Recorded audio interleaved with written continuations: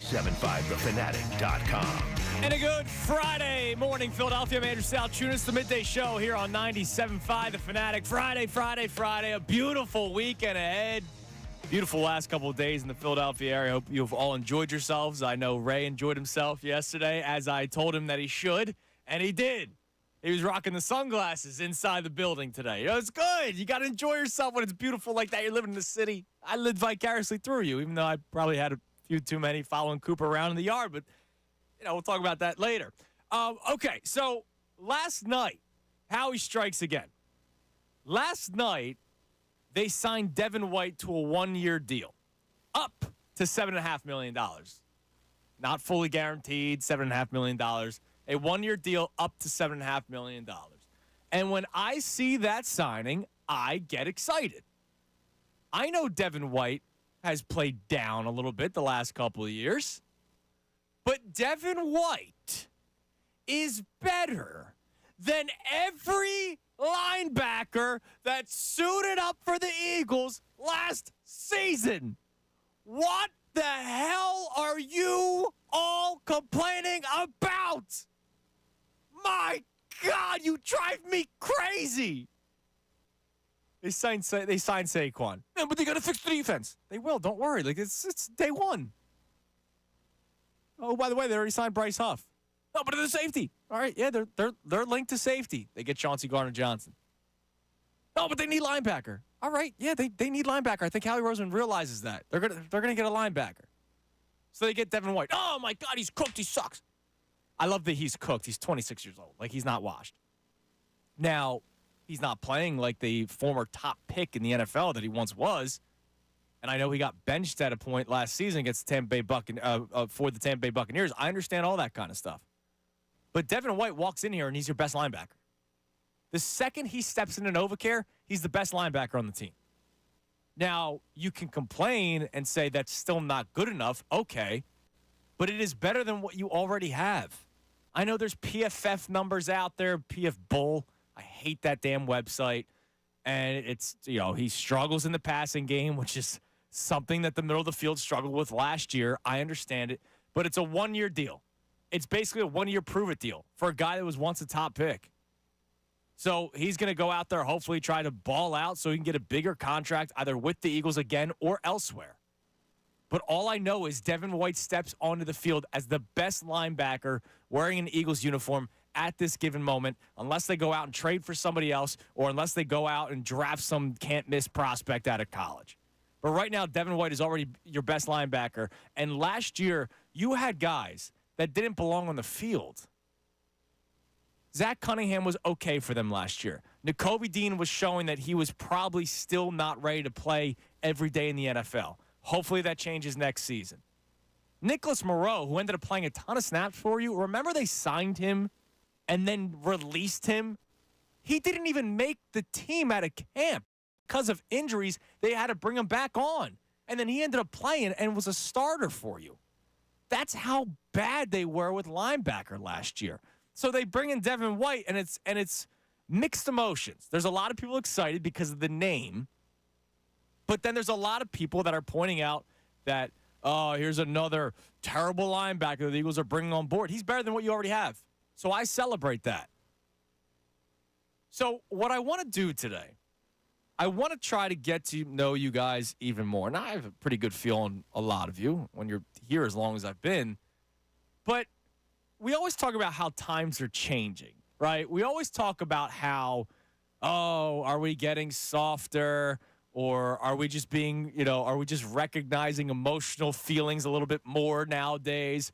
Trey Turner gets the standing ovation. That would never have happened in a million years in Philadelphia sports, but it happened last year, and then it worked. So we realized that sometimes being nice might actually benefit the players that wear the Philadelphia uniforms. Times are changing. When the Eagles won the Super Bowl, people changed. People changed and are still changed. There are still people that aren't the same angry, nasty Philadelphia fan that we once were before the Eagles won the Lombardi Trophy. But every once in a while, a move like yesterday happens, and you see the scoundrels come back out. You see the scoundrels when Saquon signed, and you're expecting for the rest of the offseason to be done within 3 seconds. every once in a while when a player is struggling, like let's say it's Joel Embiid, we rip the guy to no end, but we celebrate Ricky Council, which I like Ricky Council. But, like, there's a difference between Joel Embiid and Ricky Council, and I think there should be more Joel Embiid fans than Ricky Council fans. I don't think I'm not saying anything offensive. I think it would make more sense to be a fan of Joel Embiid and a supporter of Joel Embiid than a fan of Ricky Council. I think that's a fair argument to make. So today, I want to find out from you at 610-632-0975 or on social media. You can tweet in the show at ASalTunis975. Are you more of a positive fan or a negative fan? And have you changed? Were you once the negative fan and the Lombardi Trophy changed you that you now look at everything from a positive spin? Or did something else change you? Did the Trey Turner standing ovation change you and you now look at things from a more positive spin? Chauncey Gardner-Johnson rips Philadelphia on his way out, but we all wanted him back. So do you now look at that as a more positive spin? Or are you still going to react to everything with a piss-poor attitude, which is what a lot of people did with the Devin White signing yesterday? Now, I'm going to take myself out of this conversation because I like to lean positive, and I know Ray likes to lean positive as well, but because we do this for a living, we can't lie to you. Like, we have to be critical when it's time to be critical. And that's something I don't run from. Like, if I thought there was a bad move made by any of the teams, I would point out that I thought it was a bad move. If a player is struggling, I'm not afraid to talk about when they're struggling, like Jalen Hurts, and how I think a lot of people sometimes refuse to be critical of Jalen Hurts when he is struggling. I'm not afraid to do it. I like to hold my players to a higher standard. But when things are going well, you know me, I love to party, right? Ray's the honorary vibes captain of 97.5 The Fanatic. Like, when things are going well, we will celebrate arm in arm with all of you. But we're not afraid to be critical. But I feel like there's a lot of people that are either always positive or always negative. And a night like last night when the Eagles signed Devin White and I see the mixed emotions, that's what kind of gave me the idea for this topic. Because right away, it's just people, oh, my God, here's another bad signing. Like, I saw another bad signing tweet. There's this guy, Bailey Andrews, who's been tweeting the show for a long time, right? Another bad signing by Howie. So wait, is the Saquon and Chauncey Gardner-Johnson and Bryce Huff, are those all bad signings? Or is he speaking specifically about linebacker? But how can you hate the move of Devin White when it's better than what you had all of last year? I guarantee you if Devin White's on the field last year, you may win 12 games instead of 11 because he's already better than everything that you had. So I would love to hear from you. 610-632-0975. Are you more of a positive fan or are you more of a negative fan? And have you changed at all? Now, if I were to step aside from radio me, as a kid, I used to joke around with this with Anthony all the time. Oh, I was the negative guy. I was the sky is always falling. I was the okay guy. But as a child, I booed all the time. I ripped all the time. Now, some of you probably think, well, that makes you perfect for sports radio then, right? But I also grew up and realized that, like, not everybody's going to be a Hall of Famer and not everybody's going to be the best player. Like, David Bell was my least favorite Philly of all time growing up. David Bell actually wasn't bad, right? He wasn't terrible. But because he wasn't Jim Thome, like, he sucked, right? And also, corner infielder should hit more than, 20 home runs. But then again, we already have that right now in Alec Boehm, but that's okay. When you grow up, you start realizing that not everybody's the best player at their position. But as a kid, I was that negative guy that was always booing, always ripping, never thinking this was the year. And then that's changed as I've grown up because I've also gotten smarter when it comes to watching sports. So, Ray Dunn, good morning. What's going on? Hello. You are the honorary vibesman. So I would think, have you always been the vibesman? Like, what were you like as a kid? Because I was nasty. I've been a roller coaster. Okay. I was a vibesman, then I was a cynic, and then I was a vibesman again. Okay. So you changed a little bit. What changed you back to the vibes? Probably the idea, and I think this is something that we've repeated a million times to one another of like, hey, like your good old days conversation. Like, hey, things could be a lot worse. Yeah, we're in the good old days right now. You know, when you look at the number of seasons you've had in this town of just dreck, when you have something good, appreciate it, enjoy it, have fun with it. Yeah. That's kind of my way of viewing things. I think it's also been I'm not saying that I've grown up, but I'm also, Yeah, let's but have you fun. can't do the grown-up thing because there are a lot of grown-ups older than us that are always nasty, always complaining, never happy with the teams. Well, it's not Now, they've been through a lot more than we have. It's also not oh, you grow up, just enjoy it. No, it's more that, like, my perspective on life has changed, which has changed my perspective on sports. Just constantly being, wow, this is terrible. This is awful.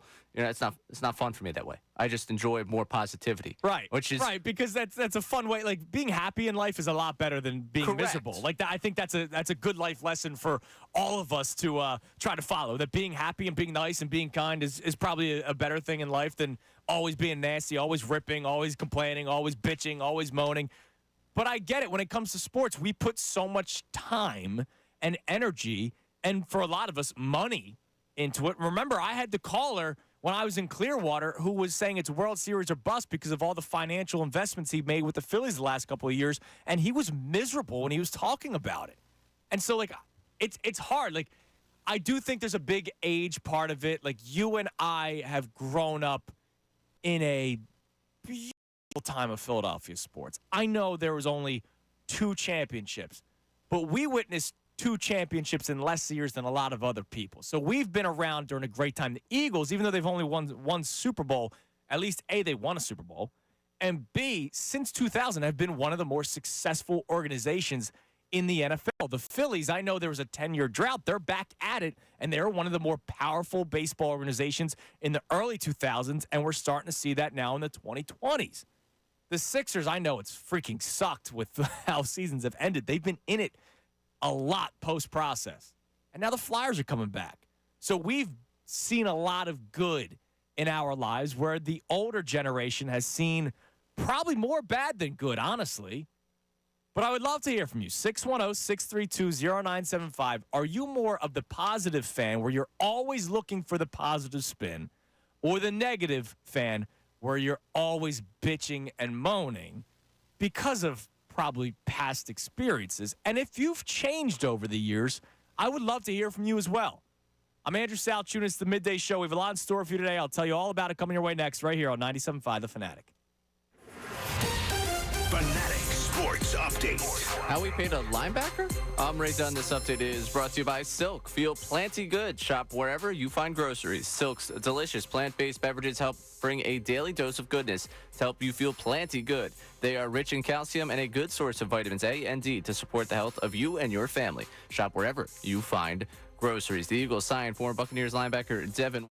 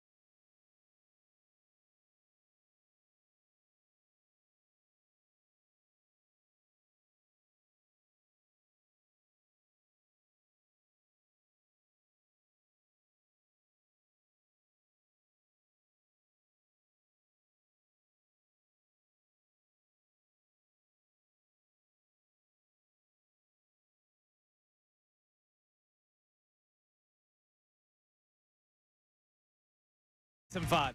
Fanatic Fridays presented by Pumpman Philly for 24/7 emergency repair or pump replacement. Count on Pumpman Philly, the guys that know to fix your flow. And our 10 o'clock hours brought to us by Window Nation. Take advantage of Window Nation's 50% off sale on all style windows, plus make no down payment with no payments and no interest for 12 full months. Call 866-90Nation or visit windownation.com. Going to get to the phones momentarily at 610-632-0975. The topic today, I want you to express who you are in terms of your fandom. Do you lean more positive or do you lean more negative? Have you changed over the years? The reason why I asked this question today is because we can't really react to Devin White for 4 hours. That's probably not going to happen, right? You can react to Saquon for 4 hours. Probably can't react to Devin White for 4 hours. But a lot of you reacted in crazy ways, polar opposites. There were some people in the middle. Like I saw my man Pat Egan put out a tweet yesterday saying, a competent linebacker, right? And then right away the response was, he's losing, he's going downhill, he stinks. Blah, blah. All Pat said was, he's a competent linebacker. And then I've also seen, oh, wow, they got the best linebacker on the market, which isn't true, right? They got a guy who is better than every linebacker that's currently on the Eagles roster and that was on the Eagles roster last year. Can you agree with that statement, Ray, that Devin White is already walks in the room as the best linebacker on the Eagles roster? Yes. True linebacker, not like the Hassan Reddick. Oh, yeah. Well, I'm not considering him. Right. So help me if we see him play off ball. It's what, March 15th, and I'm already freaking out about the potential of him playing off-ball linebacker? Yeah. But Devin White steps in to NovaCare as the best linebacker on the Eagles roster. Plain and simple. Right? Yes. I mean, who are you going to get? Ben Van Sumeren? I can't even go to Kobe Dean. I want to joke about this, but like Zach Bond? The joke is the position. Right, it is. And so Devin White comes in here with at least some cachet, and I know he's graded poorly on Pro Football Focus. You can use PFF for any argument you want. All I know is he walks in there, and he's the best linebacker on the team. And what did we all want the Eagles to do this offseason? To improve at linebacker. And they already did that. And, yeah, it wasn't Patrick Queen, but you weren't going to get Patrick Queen.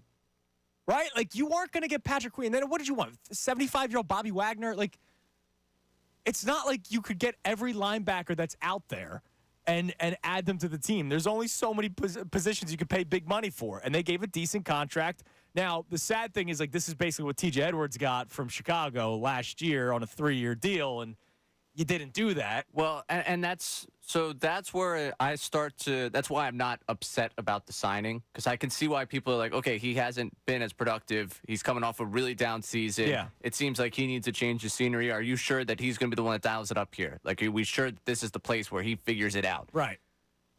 If they had given him the T.J. Edwards 3 years, $24 million, you'd be worried. I'd be worried. It's a 1 year deal. This is 1 year up to 7.5. Yeah, up to. It's not $7.5 million, period. It's up to. There's incentives. There's, not guaranteed money. There's a million things that go into the contract. So they may have gotten a name more talented than everyone you already have at a cheaper rate. And so you bring him in. It's a prove-it deal. Vic Fangio's system, scheme, quick linebackers are important. Going sideline to sideline, all that kind of stuff. So you bring him in. Do I think he's Ray Lewis? Do I think he's the best linebacker that was out there? No, I don't. But you weren't going to get the best linebacker out there. You weren't going to pay Patrick Queen the money that they paid Saquon Barkley. Now, speaking of Hassan Reddick, there's a report from her that Hassan Reddick has been avid about his future and wanting to stay in Philadelphia. And per Jeff Kerr of CBS, the Eagles are optimistic that they'll figure something out, and the odd man out appears to be Josh Sweat. If you can come back next year with Reddick, Huff, Nolan Smith rotating more than last year, right? Much more than last year. Brandon Graham probably a similar amount, or maybe what Nolan Smith was doing last year. And then you still have Jalen Carter. You still have Jordan Davis. You still got a decent front. You're going to have to think about the future. You'll probably end up drafting a guy. But if you can come back with Reddick and Huff, that's good for me, man. Reddick, Huff on the outside, Jalen Carter in the middle, Darius Slay and whoever else they have at corner, with Chauncey Gardner-Johnson Sidney Brown eventually when he comes back from injury, maybe another safety because that's still out there that they could still go after another safety.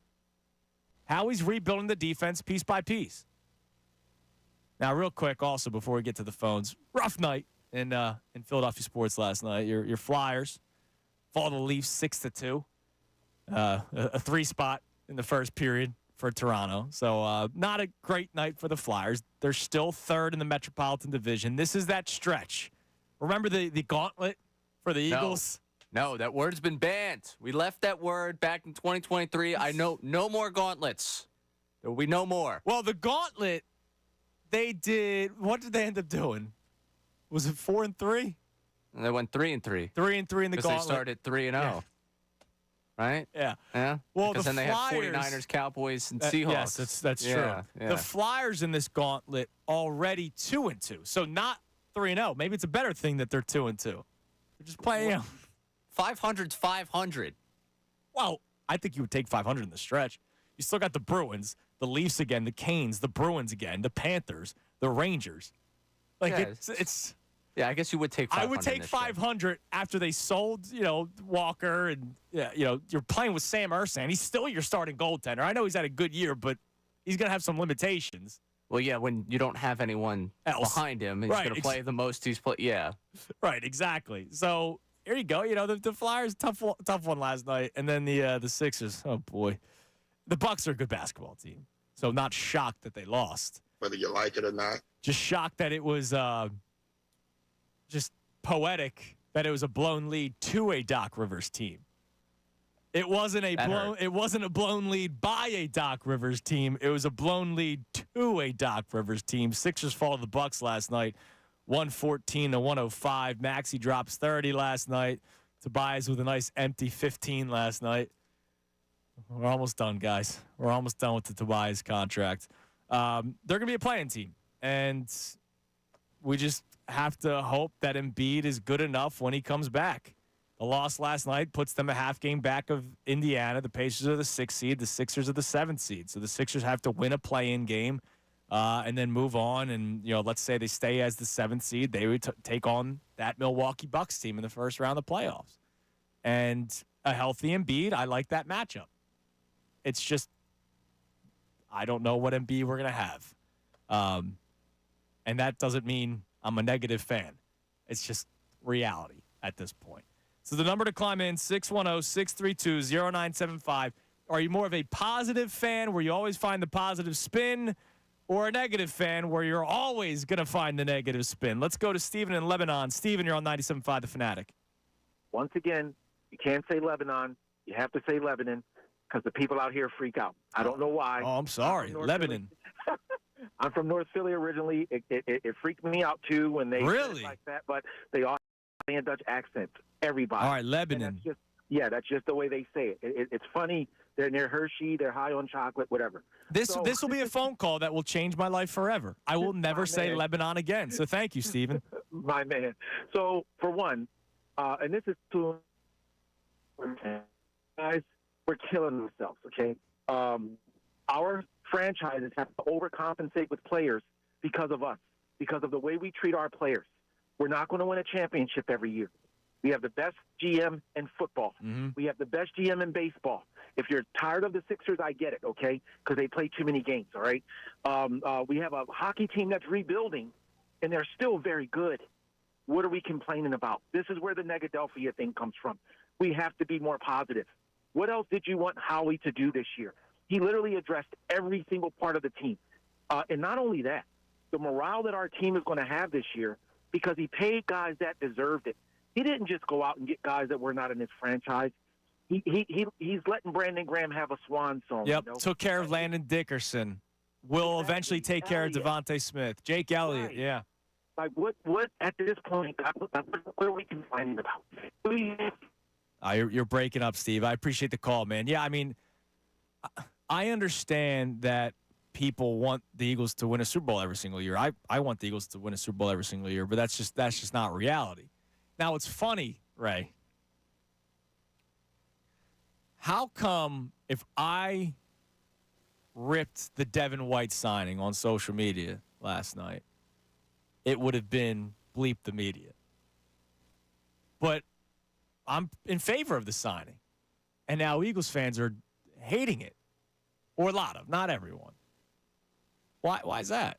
Why is the fan base allowed to be negative? Answer that question for me. Listen, if I was negative, I would have been met with, another typical radio hack, yelling and screaming about a signing they don't like. Yeah, man. Nobody hates Philadelphia more than the Philadelphia media, right? That's what that guy always tweets out. Yeah, that we're just Josh. I love Josh, but it's just nonstop. Yeah, with no. it. Outside of that, I don't have a problem, Josh. But it's the fans are the ones that are complaining about this one. And not all fans. Again, not all fans. I don't want to paint the picture that every single Eagles fan is disappointed with the Devin White signing. But here's my other question. For those of you who are upset, and maybe you can answer me this one, because you're very good at trying to play roles. I appreciate it, right? You're great at it. I'm great at role play. For those of you who are anti-Devin White signing, what did you want them to do? And Patrick Queen, Brian Burns, all these guys off the table, right? If they didn't sign Devin White, it would have been like a run it back with Zach Cunningham, Nakobe Dean. Moreau's already on a team, so you would find another Nicholas Moreau. And then we would have what we would have said? Oh, Howie didn't want to pay any linebackers. Like what else would you have wanted? So I think it's interesting when we have these types of reactions, because this immediately, when we start like trying to weigh the way people saw the White signing, I go back to the way I saw people react to Whit Merrifield. Because when you're starved for something, I feel like the reaction is so much further. Everybody wanted to see the Phillies do something in the offseason. Right. When they finally did something that wasn't re-signing Aaron Nola, you were jumping to the extreme reaction of the way you felt. One way or the other, yeah. We've been starved of competent linebacker play here, and that was something that everyone came into this offseason looking for. And they signed someone that either, one, you recognize the name and you remember, hey, I like this guy coming out. Or I remember seeing this guy on the Buccaneers, and he was solid. Right. I really liked him. Howie, great job. $7.5 million. You finally paid a linebacker. You paid a linebacker. I know. I love it. Give me that guy. Or you waited 2 seconds. You refreshed your feed. You saw someone that may be a football mind you trust. That said, oh, he's not playing as well. And then you said, $7.5 million?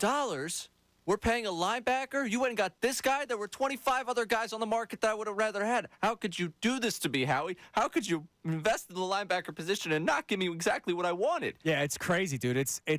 We don't get the middle ground. No, we don't. And I think the middle ground is what we're talking about today, is that he's already better than everything that you have. So to me, that you already improved your linebacker room. He may leave some stuff on the field that makes us disappointed, but like he's not Shaq Leonard, who is coming off of a major back injury or back surgery. And at the back end of his career. Right. Like this guy's 26 years old. Like one of the first responses I got yesterday was he's cooked. And I responded with, cooked at 26? Like, if he's cooked at 26, man, I'm worried about myself. I'm 30. I'm cooked. I'm freaking ancient. If 26 is cooked, dude, sorry, Coop. Like, I guess I don't have much time left on this earth, man. Oh, I guess if you're cooked, you're not dying. Yeah. What? Yeah. Maybe I went a little too far there. But all I know is, like, apparently 30s, if 26 is cooked, then I don't know what 30 is. Like, it's kind of scary to think about. It's weird. We want things, and then the Eagles get that thing, but you're not happy with the players, so now it's Howie once again can't evaluate linebackers. And if you have a question about evaluating the position, that's fine. But it's just the straight up, oh, he stinks. Well, he's better than everything you had yesterday. He's better than everything that you had last season. Let's go to Tony in West Philly. What's up, Tone? Good morning, Tunis. How you doing, man? Bro? I'm good. I know exactly where you're going with it, and you're spot on. I think that as far as the negative fans, I think the problem is there's not enough fans that know that watch enough of football or watch enough of the sport to know who the other guys are outside of their team. If you have to go to Pro Football Focus or listen to an analyst tell you about a player, you don't have enough knowledge about the game. You just have a knowledge about your team. and that's cool too. If you, I like my father. My father's a diehard Eagle fan. He couldn't tell you nothing about anything about anybody else. Oh yeah. Team. And that's cool. You know what I mean? But like there are levels of knowledge as far as the fan base. Like you can tell the guys. Like I'm like because I know Howie's the best GM in the league.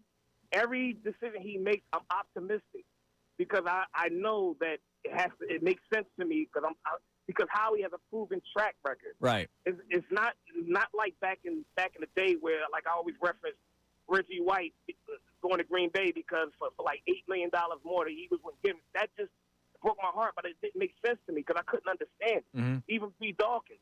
But with Howie, I love Howie because it makes sense. Howie's moves always make sense. They may not always pan out, and they might not make sense up front, but then you find out what it is. Like when Hassan Reddick is first announced as they're allowing him to seek a trade, it may have been a slimy move by Howie because Howie may have known what Hassan Reddick's worth was across the league. He didn't find the contract that he wanted, and now he might come back on a deal that suits the Eagles better. And that's a good GM. It's a slimy move. Like I don't want him to watch my son. But you think it's slimy? I think A little slimy. I think I gotta trust the GM. Like I don't trust Maury as much as I trust Howie. I got you. You know, I think it's a lot of it. You know, who's the GM, who's making the moves too. Right. I hear what you're saying, Tony. I appreciate the call. I hear what he's saying. I just say like the slimy nature of like, all right, Sonya, go ahead, go seek a trade. And he knows what the value is probably already. And then Hassan has he faces reality and he comes back. I don't even think the value thing's the slimy part. Let's get out ahead of this. Let's make it seem like he wants out. Right, exactly. Well, he knows the fan base. Look, Howie's a little slimy. Yeah. But that probably makes him also a good GM at the same time. Like I said to Tony, I don't want Howie watching my kid. He might trade him for a first-round pick. Wow, Coop going for a first-round pick? Hey, he's thriving right now, man. He's saying 4 words put together. A lot of potential. You know what that is? Completing sentences. He's young. He's young. Yeah, man. You haven't yet gotten him to his prime. Sell high because you don't know what he might be like on his second contract. You know what I mean? Coop's a running back. I don't know. We don't know what his position. He's positionless, right? We could use him anywhere. Mr. Unlimited. He's Mr. Unlimited. He's the Swiss Army knife, right? He's DeAndre Swift. Use him all over the place. Spread him across the field. I mean, but that might make him still a good GM. Now, it's funny. One of the other tweets I got last night that just made me laugh. I'm so excited about what the Eagles have done so far this offseason, right? Like Saquon, Huff, Chauncey Gardner-Johnson. And I think last night, maybe Devin White is more named than what he is still able to do. But I will tell you right now, without even blinking, he is the most talented linebacker on this Eagles roster and was more talented than everybody on the Eagles last year at the linebacker position. I get a tweet last night because I put out a tweet like, imagine your team not winning the offseason, right? Come on, bro, it's not about winning the offseason. Do you remember 2011? Like right away, Dream Team comes up on Twitter from an Eagles fan. Now, to me, that is somebody that is always finding the negative spin. There could be an exciting offseason, and you're going to go back to something that happened 13 years ago and try to express why this season is not going to play out correctly, right? Anytime the Phillies sign a big player, but don't you remember this guy when they paid big money and he didn't amount to anything? You remember Freddie Garcia? Remember Jake Arrieta? Like, yeah, bad signings happen all the time in sports. The Phillies aren't the only team that have ever done it. Eagles, Sixers, Flyers aren't the only teams who have ever done it. They're not the only teams that have traded away young players that turned out to be something. It happens across sports all the time. But for your initial reaction to be, do you remember 2011? That's somebody that was always finding a negative spin on things. So, Ray, if you could, put out a poll, but I want the options to be like negative spin, always negative spin, always positive spin, but like try to get the change too. And I know there's limited spaces inside the poll question or the poll answer. I think it's only like, 20 characters? I'll earn my producer money today. God damn right. because I know there are a lot of people. I think there'll be more people that have changed from negative to positive.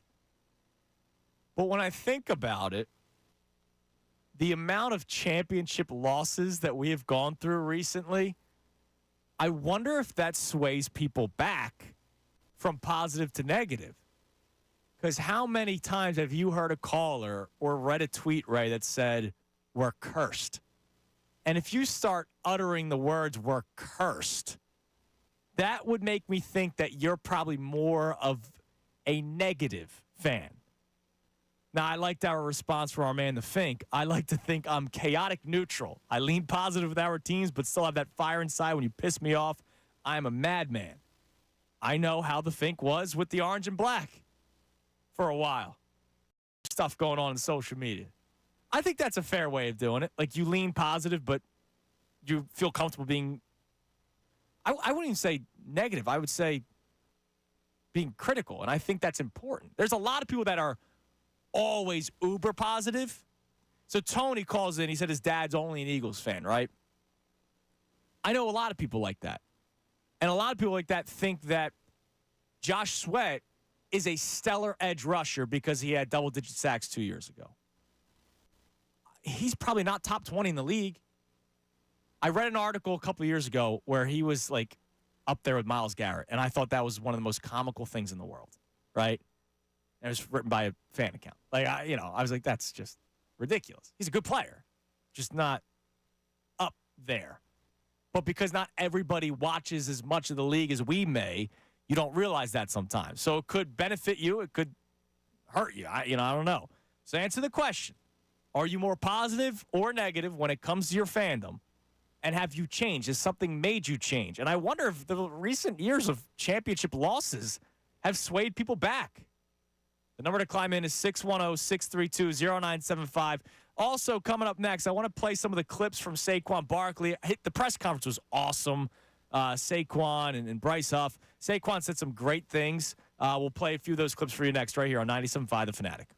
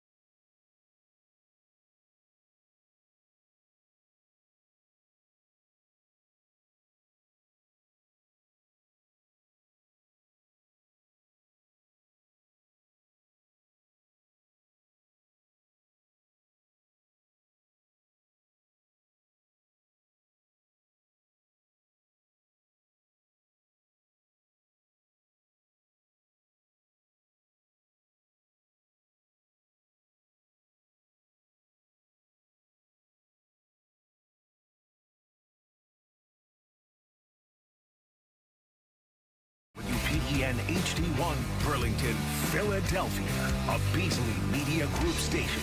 Broadcasting live from the Comcast Business Studios. Powering possibilities. 97.5 The Fanatic and 97.5thefanatic.com. Andrew Salchunas, 97.5 The Fanatic and 97.5thefanatic.com. It is 10:52 on the Midday Show, 97.5 The Fanatic. I'm going to play you some clips from Saquon Barkley's press conference yesterday coming up. I thought he sounded great. We'll continue the conversation about whether or not you're more positive or negative and if you've changed when it comes to your Philadelphia fandom. I know we put a poll up during the break, so we'll get to that at some point. But something cool that I saw yesterday, and I just saw John Clark tweet it now, so I forgot to bring it up yesterday. There's going to be a new Allen Iverson doc. It's going to be coming out on Prime Video, and they usually do some pretty damn good stuff. And it's actually Shaquille O'Neal's Jersey Legends and Steph Curry's unanimous media. So Shaq and Steph Curry partnering for this documentary on Allen Iverson explores the life of NBA legend Allen Iverson, who revolutionized the culture of basketball for future generations. A quote from AI, "I'm ready to tell my story my way, authentic and unapologetically. I look forward to people seeing a side of me they haven't seen before." I wonder what that is. I've seen like a handful of Iverson. I mean, he was my favorite player as a kid, So I've seen multiple Iverson documentaries. Have obviously heard stories of Allen Iverson doing this job that I know aren't always told on the air. So I wonder if that's part of it. I wonder what this is actually going to be like. Is it going to be different than what we already know? Because I've seen multiple Iverson docs. I'm in. It might be the exact same stuff. I'm in. It's AI. Of course I'm in. But I wonder if there's other different things in the documentary. Like, what don't we know about AI at this point? Obviously, there's going to be some stories we don't know about. Right. Like, that's what I like. We don't know. I'm in favor. Don't get me wrong. I'm in favor of it. Like, I don't think this is like a retread doc. Like, I'm in favor of it. It's just, I wonder if there's going to be something that we learn from it. Like, for me, there's going to be something. Like, The Last Dance was awesome, right? Like, I didn't live through that, right? So The Last Dance was freaking awesome. But I remember Anthony, like, knew all of it. So it wasn't really that special for him because he lived it, right? Whereas, like, we lived the Iverson thing. Now, we were younger, so we didn't live it the same way a lot of other people did. I just lived it as the superstar on the basketball court, but I've since read and watched a lot. But I'm in, I'm sure it's going to be very well done, and I'm sure he's going to sit down and talk during it, and you know that he's great in front of a camera and great at being emotional and all that kind of stuff. So it's going to be cool. I just don't know when it is yet. More Iverson content's better than less. Yeah, so that's absolutely. kind of the way I'm viewing this one. I don't know how much more we can get from him. Like, that's when I first saw it. I was like, okay, I'm interested to see it from his perspective, but I do feel like I've seen a lot of Iverson content in the past, but I'll take more of it. I'll take more of it. Especially right now. Time for a little basketball content that doesn't make me upset. You know what I'm hopeful for? Hey, Shaq, Steph, Allen, do us a favor. Like, one of those dead times in the summer when we need stuff to talk about, hook us up. Little, like, July 20th drop. And drop it on, like, a Monday or, like, a Sunday night, 8 o'clock. Yeah. So that we could talk. Like, don't drop it on a Friday. Because, like, No. it might be old news come Monday. So, do me a solid. Yeah, that'd be nice. I would also very long PR tour for this too, with a lot of appearances on a lot of different shows. No, just one of the shows on the station here. Yes, here specifically. So I included us in that PR tour, but I imagine that if it's a long PR tour, at some point he'll say something awesome. Yes. And we'll be able to react to it. Yeah, so I'd like a long PR tour. And, let's have someone feel like they need their story told after this story is told. And let's keep going. Like, was it No Bowl? Is the Pippen and yeah. crew Yeah. speaking tour that's Right. now coming in response to The Last Dance. Yeah. Yeah, that's Okay. great. I'm all for it. So more Iverson content coming our way soon. Speaking of shows, we have the major station announcement coming our way at 12 o'clock. So a little over an hour from now, we'll be making the announcement that you've heard the whispers of. You heard the promos that have been running. Just the promos that have been running. Just the promo. On the station. There has only been one news outlet talking about it, and it's us.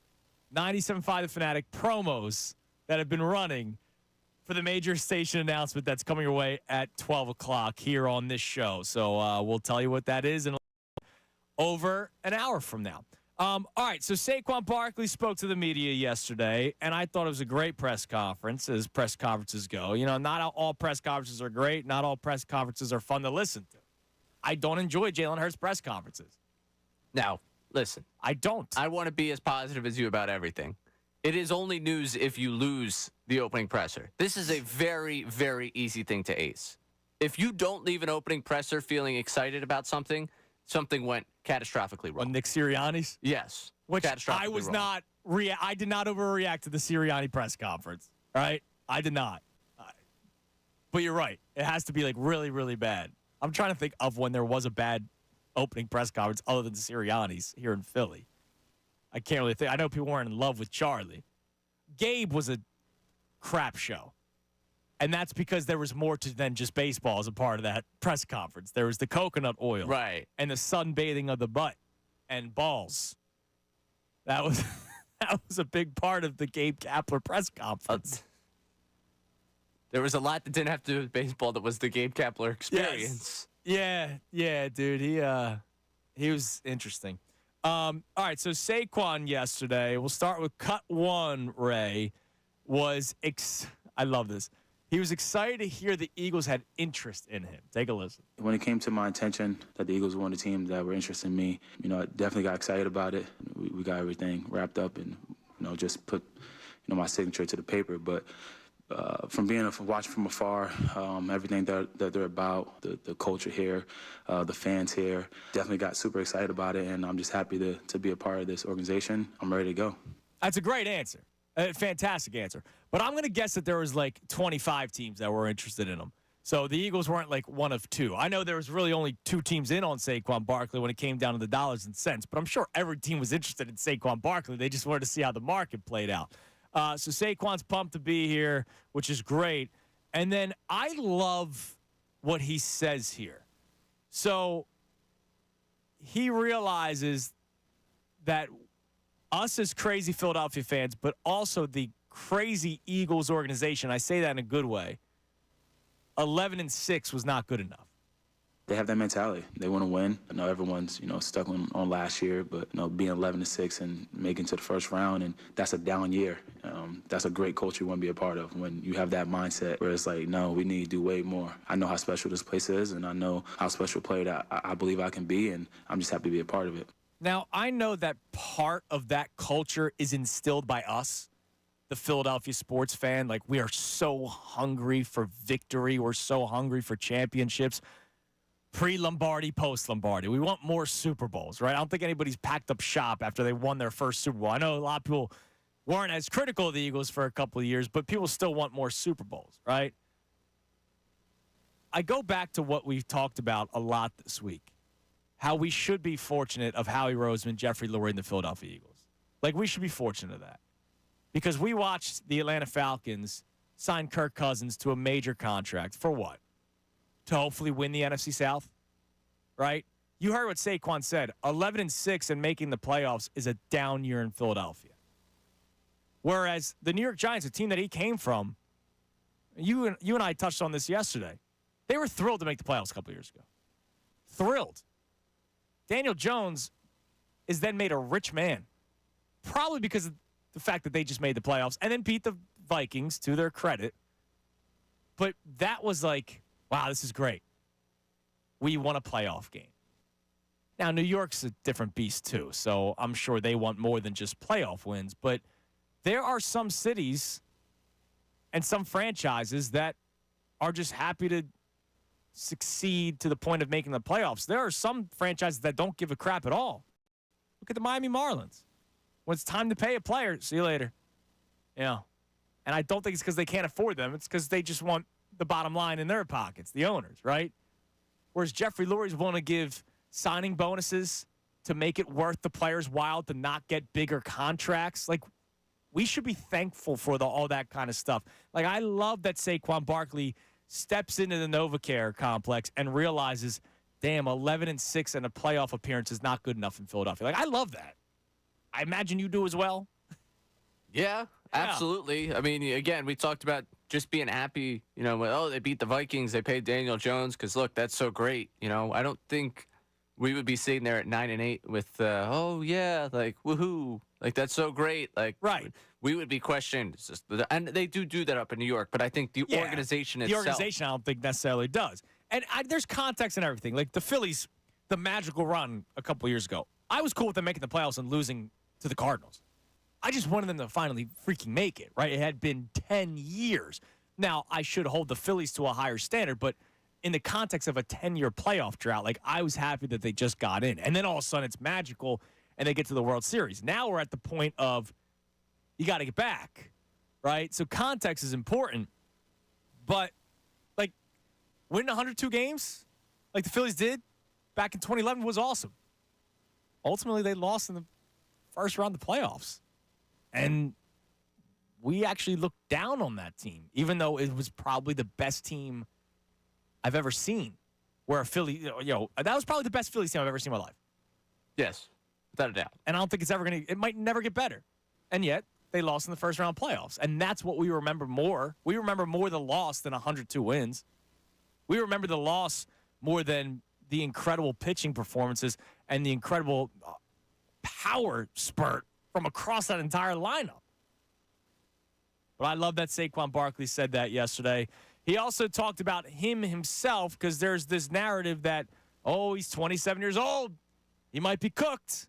He thinks he's still all right. But also just being around, talented guys, especially on the offensive side of the ball. You got Jalen, you got AJ, Devontae, a tremendous offensive line. I feel like I'm a special player. I feel like I still got a lot left, and I got a lot to prove. And I just can't wait to get on the field with those guys and prove it and show it to the world. He's got a lot left and would have had a lot left if he still played with the Giants this year. Now think about the fact that he doesn't have to be run to the ground. He can just be a part of this offense. Probably so yesterday I was driving home and I was listening to the best show ever. And they were trying to make predictions of how many total yards he has. Not just rushing yards, but total yards. And Tyrone first gave 1,800. And both Jen and Ricky both gave 1,600.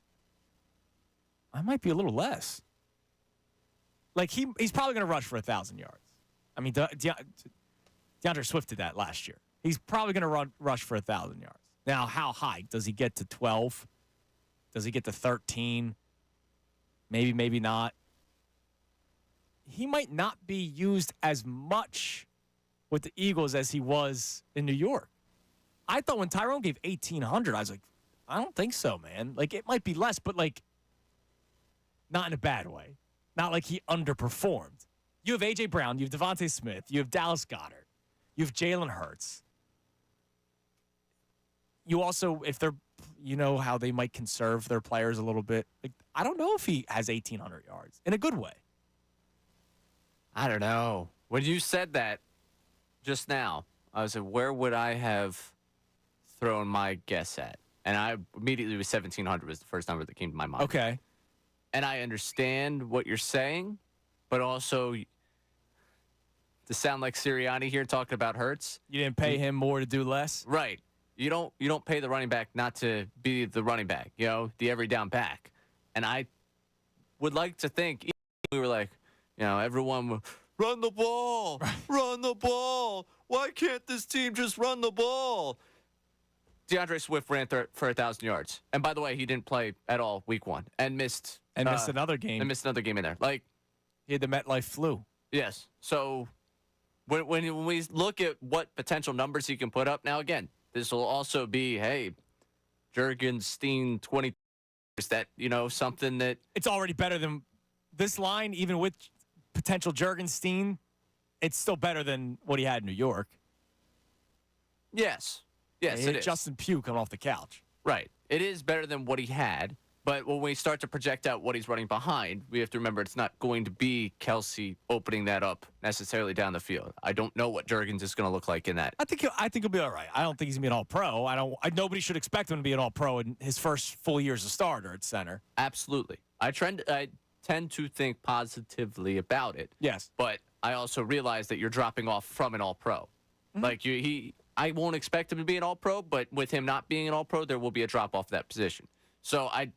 But I still come to my mind of like, okay, 1,200 feels like a very reasonable number of rushing yards. And do I think he could give 500 receiving out of the backfield? Yeah. If Hurst throws to him, And which assuming he stays healthy. and assuming he stays healthy, Right. right? Like I'm saying, full 17-game season. I 100 don't. yards a game, all purpose, I could see it. Yeah. 70 out of the backfield, 30 receiving. So the highest amount of receiving yards he ever had was his rookie year with 721. Not asking for that. Not asking for that. Last year was 280 in 14 games. The year before that in 16 games was only 338. But he rushed for 1,300 yards. So that's that 1,600-yard mark. Because don't forget, like, he was also their best option. He was probably their best pass catcher, too. Whereas on this team, it's also A.J. and Devontae and Dallas Goedert. He was their offense. He was literally the entire offense for the Giants. That was 295 carries for 1,300 yards and then 57 catches for 338 yards. So I think 1,600 is a logical guess. I just don't want to start putting out there like 1,800 to 2,000 when you have so many other weapons on this team. Because I don't want people to end up getting disappointed that, oh, man, we paid him this much money for 1,600 yards. As long as it's effective. Right. Yeah. I understand that. Again, I go back to the you don't pay him more to do less. Like, I look at 1,700 and I think that's a pretty fair benchmark. Okay. Like, that pushing to the 1,700, 1,800, to me, I don't think I'm placing expectations on him that aren't already placed upon him and that aren't already there. Given the contract he signed and given we talked today about, you recognize Devin White's name? Everybody around here knows who Saquon Barkley is, and everybody has big-time expectations. Saquon Barkley signing isn't like just us, football guying it up like this guy's going to be good. It's fans, it's national people, it's everything. It's the person at your grocery store that, sees you in the Eagles say, well, that's Saquon. That Saquon guy, yeah. That's pretty good. All right. Last year, Christian McCaffrey, 2,023 yards from scrimmage total. So does that mean Saquon needs to be 2,000? Or can he be in that 1,800 range? Well, I trust Hurts to throw it down the field. So, no, it's okay. He doesn't have to be 2,000. Okay. I don't, I just don't want people to be I don't need Saquon putting Hurts on his back like that. The way that CMC has to put his quarterback on his back. Right, that's a good point. All right, lastly, he addressed James the Rat Franklin. Listen. Coach Franklin, I think he kind of misinterpreted this. The truth was the sell pitch to Penn State, how many Penn State fans are Philadelphia Eagles fans, but that was through my agent, and my agent told me that, so. Come on, James. It was the agent. So James Franklin misspoke. How about that? Saw a tweet from Daniel Jeremiah about the upcoming NFL draft that I'll give to you coming your way next. Also, speaking of Saquon Barkley, I have a Saquon contract question. It's just football guys talking. Nothing opinionated, really. Just a couple of football guys talking. That's what Ray and I do. And a sad Giants fan that was just after me on social media this morning, Ray. But it makes me laugh because it tells me times are changing. I'll tell you what next, right here, 97.5 The Fanatic.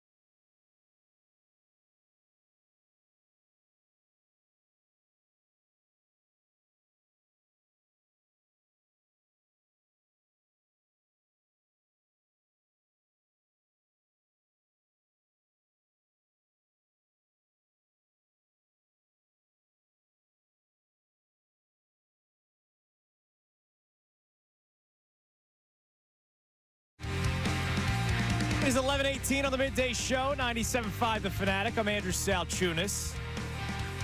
Major station announcement coming your way at 12 o'clock. So coming your way at noon. We're less than 45 minutes away from the major station announcement that you've only heard being promoted here on the station. And that's it. Nowhere else. Just here on the station. Okay. So we'll get to the poll in a second. I have a lot of stuff to get to this segment. So the opening topic, I usually like to reset the show right around this time, right?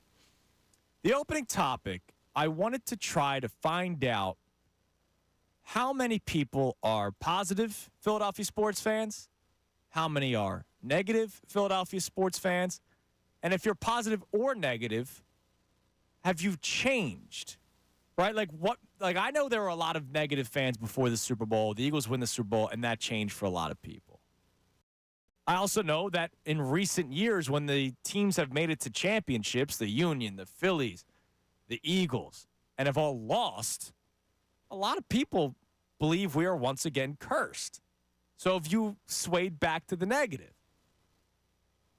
Are you more of a positive fan or a negative fan? The reason why I even had this topic in mind was because last night the Eagles signed Devin White to a one-year deal.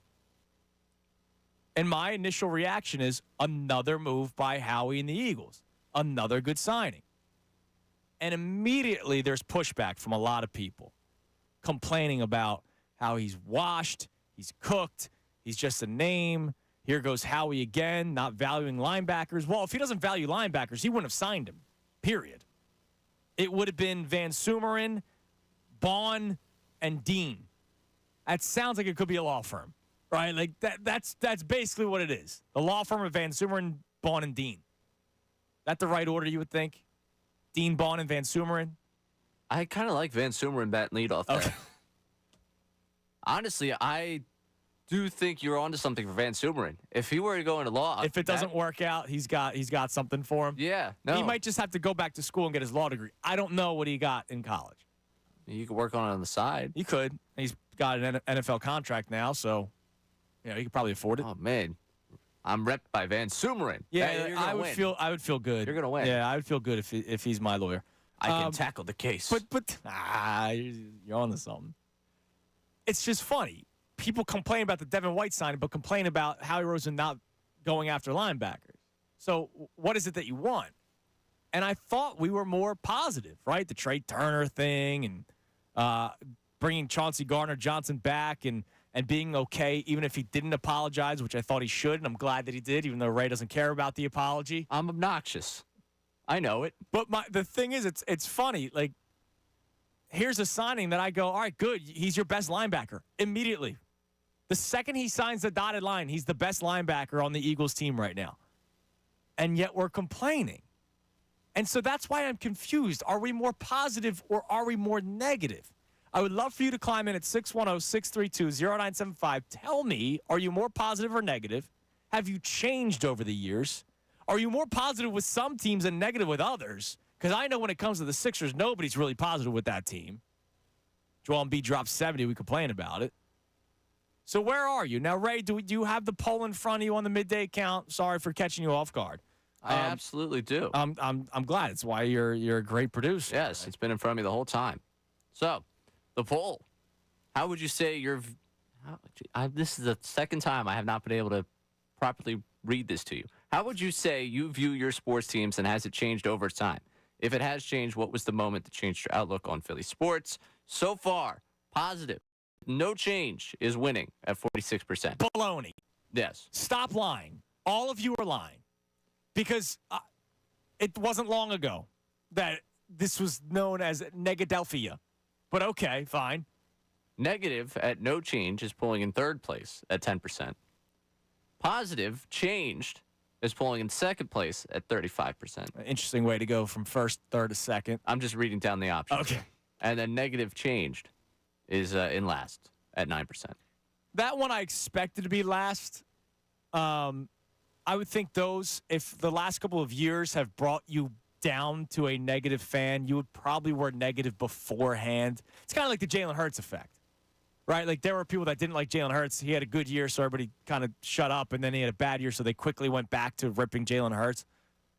I just think it's complete baloney for people to say that they've always been a positive fan. I think you're lying to yourself, unless the majority of the voters are of our generation, because I do believe our generation is more positive. We've seen a lot more success than older generations. And also, I think there's a lot of people that want to be different than the older generation because they don't want to be known as Negadelphia. They don't want to be known as the obnoxious run their players out of town city that Philadelphia was once considered. So it depends on how you look at it, but I think that's baloney that the majority of people are saying they've always been a positive fan. Now, I just looked at some of the responses. Monstrosity checks in. How has anything the Sixers or Flyers done in the last 10 years make them positive? It's a good question. Now, it's an Eagles town, and we know how big Phillies baseball can get when things are going well. So maybe the top two teams in the city are doing pretty well and carrying the majority of the weight. ASAP's the Kid says 42 years old, 2008, Phillies changed everything. Up until then, I was under the impression the city was cursed. A bunch of title games with no chips. 2008 erased that. Usually, it's the Lombardi Trophy that changed it. I don't hear often that 2008 was the one that changed it for people. Interesting. I would say someone my age, 2008 gave you a warped sense of success. Yes. Because my age is too young to have felt the heartbreak of 01 and really missed out on, like, the true, like, pain of Andy Reid. Like, you got, like, the tail end of, like, the real success when you were coming to, kind of fully grasp what was happening. Mm-hmm. So you didn't really, like, you missed the Sixers 01. You didn't fully have the grasp of, like, expectation let down with the Eagles. Then 08, you had the Phillies, and it was like, oh, this just must be how it is. This is how it is. This is sweet. We just win a lot. We just win. Yeah. And then 09 probably puts you in a little bit of a reality check, and then the rest of the way that goes. Yeah, but you're still happy they got back to another World Series. Like, wow, this team just always gets to the World Series. Right. Yeah, and then it slowly continues the way it did, and then you went a decade without postseason baseball, and then, Reed turns into Chip Kelly in that experience. And I think that's where, if I have to ride the roller coaster of my fandom, I think that's probably where I started. Like, I don't know how many people in 2016 were changed into positive sports fans. Yeah, probably not. Yeah. Probably not. Probably, like, that's probably wasn't a time in Philadelphia sports where it's like, you know what? I want to be positive about this. Yeah, so I think it helps that teams have also been much better since. Now, Trust the Sheet checks in. The reason why people are negative about the Devin White signing, his tweet says, it's because they wanted a linebacker, not one who was rated by PFF as worse than Nick Moreau. And Bucs fans say the same thing, that he was awful the last two seasons. I know what Bucs fans are saying. I know that he's not playing at the level they expected him out of, when they drafted him really high in the draft. But I'm not going to allow Pro Football Focus to tell me that Nicholas Moreau is a better linebacker than Devin White. Not going to allow that to happen. Not on this show. Like, Pro Football Focus is a hack. And, sometimes you could use it to your advantage to tell your side of the story. But us football guys just straight up know. Like, Nicholas Moreau is not a better linebacker than Devin White. Yeah, I wouldn't say that he is. Thank you. But Pro Football Focus. Listen, Pro Football Focus exists to support your narrative. Yes. That's what this is. If Pro Football Focus supports your narrative, it is a valuable tool. No, I never. I don't even use it to support my narrative. If it doesn't, it is just numbers. Sorry, analytics. I don't use it to support my narrative. Yeah. I don't. I refuse. Okay, that's fine. I will. Again, the Devin White thing, for those who missed it, something we said earlier in the show, I think it's very much the extreme of being starved for something and having to rush to a reaction. Like, legitimately, last night, you mentioned I was about town. It's down on 2nd Street, Northern Liberties. Love that area. Wonderful place. Yeah. The Devin White news happened. There were people at one of the bars down there starting to sing "Fly Eagles Fly." Okay. I'm happy. It's just it's another move, and it's the best linebacker on your team already. And they might not be done. I don't know. They'll probably draft a linebacker. They have to. I'm just the way people reacted to it last week reminded me that we're not always the positive fan base that we might be trying to become in Philadelphia. All right, a couple other things. So Daniel Jeremiah put out a tweet right around 11 o'clock. And it's not anything new, but it's just crazy how quarterbacks are valued. And Daniel Jeremiah is big on covering the NFL draft. He's an NFL analyst, but he's now making his money right now. Strong expectation around the NFL right now that 4 of the first 6 picks will be quarterbacks. And that includes McCarthy from Michigan, who, had a nice collegiate career. Say it. He's probably not going to become anything in the NFL. He's not. Why? But he's going to be a top 6 pick. Who's the team? Who's making the mistake? That gets him? Oh, I don't know. I mean, that's a disaster. That's a disaster waiting to happen. But that's what the NFL is.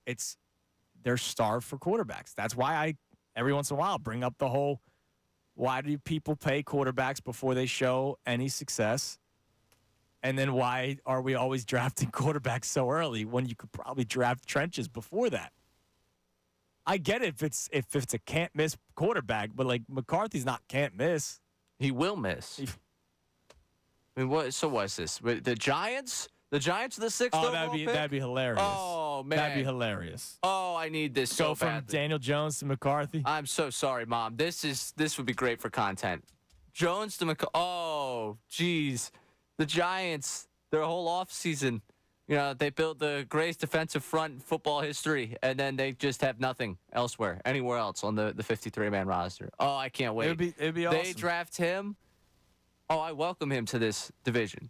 Also, was it going to be Drake May for the Commanders?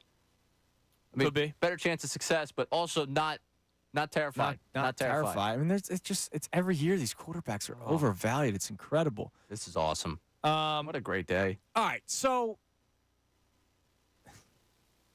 I have a question about the Saquon contract.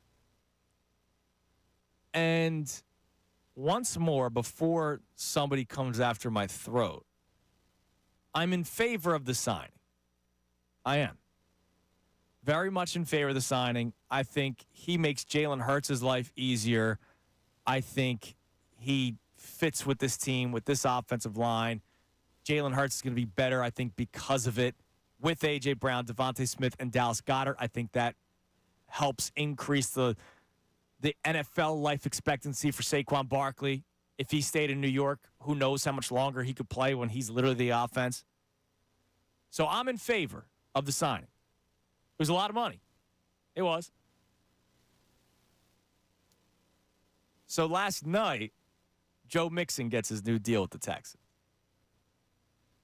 3 years, which is what Saquon got. $27 million contract extension, which includes just $13 million guaranteed. And what was Barkley's, 24 and a half, something like that? I know it's only a $4 million cap hit because Howie Roseman's a wizard when it comes to that kind of stuff. Once more, in favor of the Saquon signing.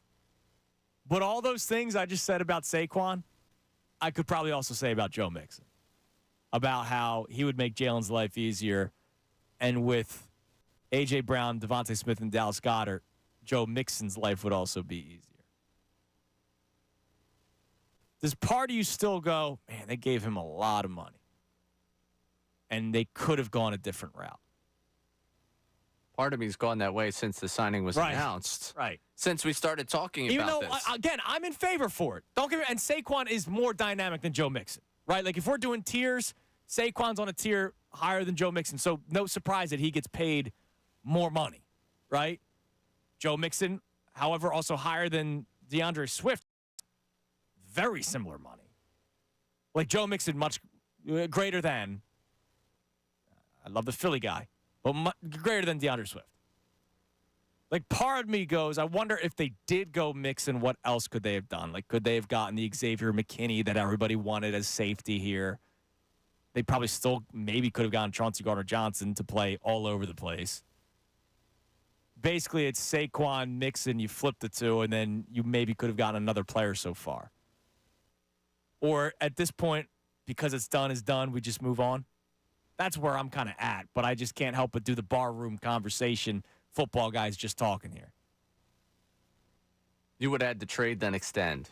So I'm okay with Well, what did they give? I still haven't seen the terms that Houston gave up. It couldn't have been much because Cincinnati was going to release him.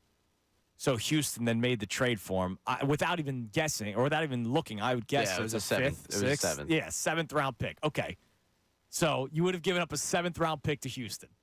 So forget that for a second. Right. It's basically the contract. Joe Mixon at 3-year, 27-13 of which is guaranteed, or what Saquon got, which was more. But Saquon better player. Yeah, I mean, I think I'm cool with Saquon. I think this also comes down to, for me, like, who would I rather have on my team, and I'd rather have Saquon. So that's kind of where it kind of starts and ends with me for that one. I understand that the thought process behind, it's still a lot of money, and I'm not going to not be concerned about that for the rest of, the offseason as we start moving forward. Every time he touches the football, if he takes half a second longer to stand up after he gets hit, I'm going to be thinking about just about everything, which is not really out of the normal for me. I'm It's sports. Yeah, I'm kind of anxious every time. Yeah. But ultimately, like, I see where your mind goes with this. I'm cool with the way it went. I'm going to be concerned about the money either way. I'm cool with the way it went. I'm just like, if I were to, I just wonder what the smarter move would have been. Now, Howie, once more, cap wizard. Right. Like, if you didn't have Howie, and you just had a guy that couldn't really operate the cap that well, Joe Mixon probably would have been the smarter move. But because you have Howie Roseman, who can make it somehow that Saquon Barkley's cap hit is only $4 million. Well, I mean, all he's really doing is pushing it. He kicks the can down the road until you don't really have to kick the can down the road because you keep restructuring. Right, and then he figures out a way to Yeah. get out of it. I mean, he has been the best to manipulate the system. So I think he's the guy I feel he's probably the safest guy to go after Saquon Barkley, Howie Roseman, because he'd figure out how to get work things out. Probably, yeah. Yeah, I ultimately don't go too far down the path of wanting Mixon over him because I think I would probably have similar concerns, even though only 13 of it's guaranteed. I'm thinking, that $11 million difference in guarantee, how will they spread it out? How would it end up being if both situations were to go bad?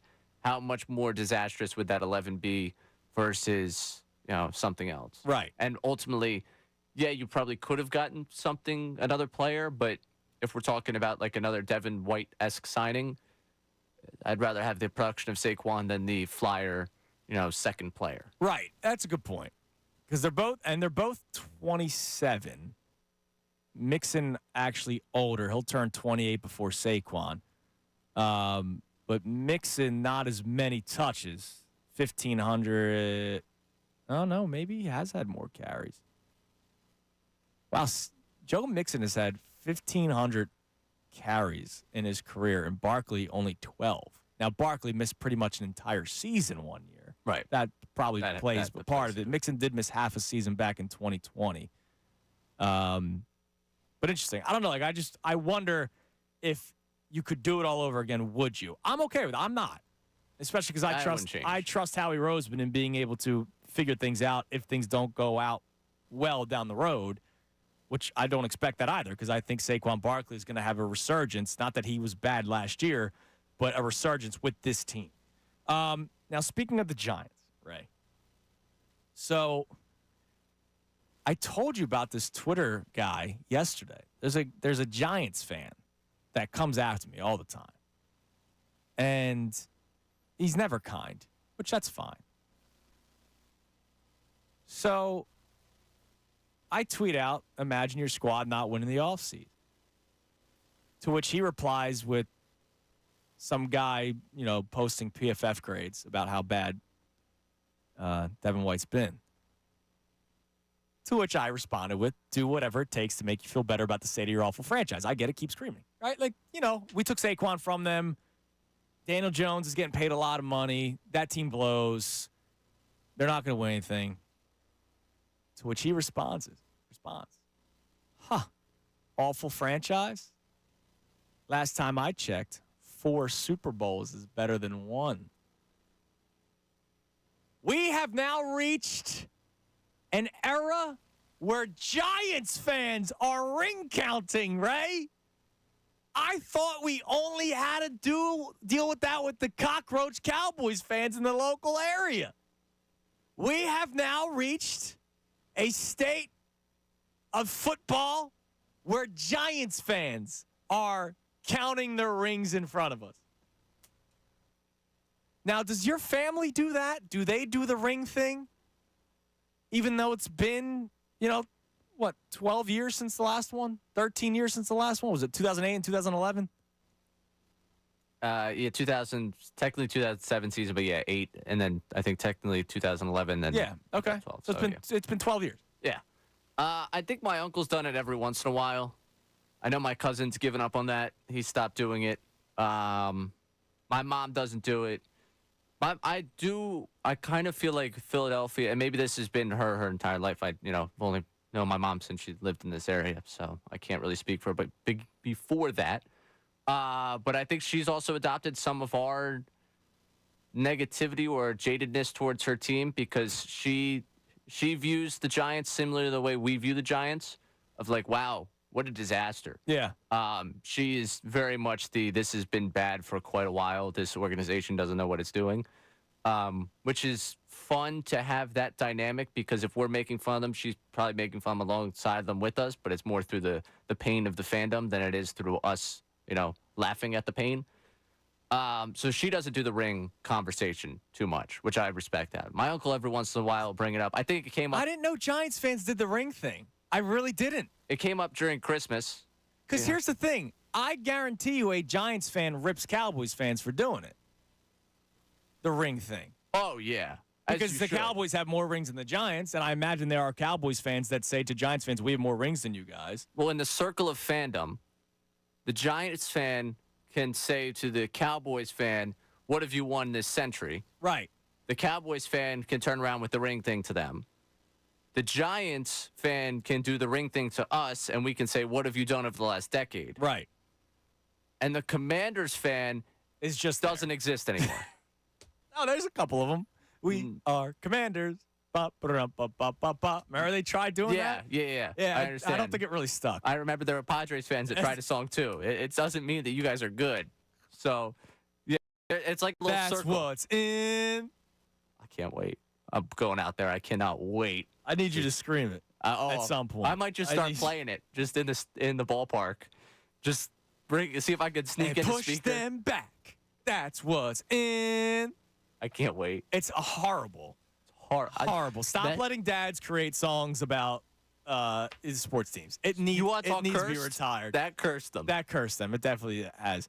So yeah, now Giants fans are doing the ring thing, which I found fascinating. I didn't realize that we've reached that. I do wonder if that's like a last stage of fandom grief when your team's so bad that you have to try to lash out. Like after me about Devin White out of nowhere. A guy who is here we go, New York Giants, Mets, Rangers, Knicks. So he is 4 for 4 in New York. Listens to this show and follows me. That's awesome. It must be so bad in New York that he has to listen here. No. Don't you dare chase him off. We appreciate you listening. No, I don't know if I do. I appreciate you listening. Well, he doesn't appreciate me. I'll forward you my weekend schedule. He doesn't appreciate me because I didn't say the second part of the tweet. The first part was, awful franchise. Last time I checked, 4 Super Bowls is better than 1. Also, 97.5 needs to cut you. The midday show sucks with you. Oh, well, in that case. Well, you might be in luck. Because we got a major station announcement come up at 12 o'clock, and I've just been handed the envelope of what the announcement is. I could be reading my termination letter on the air.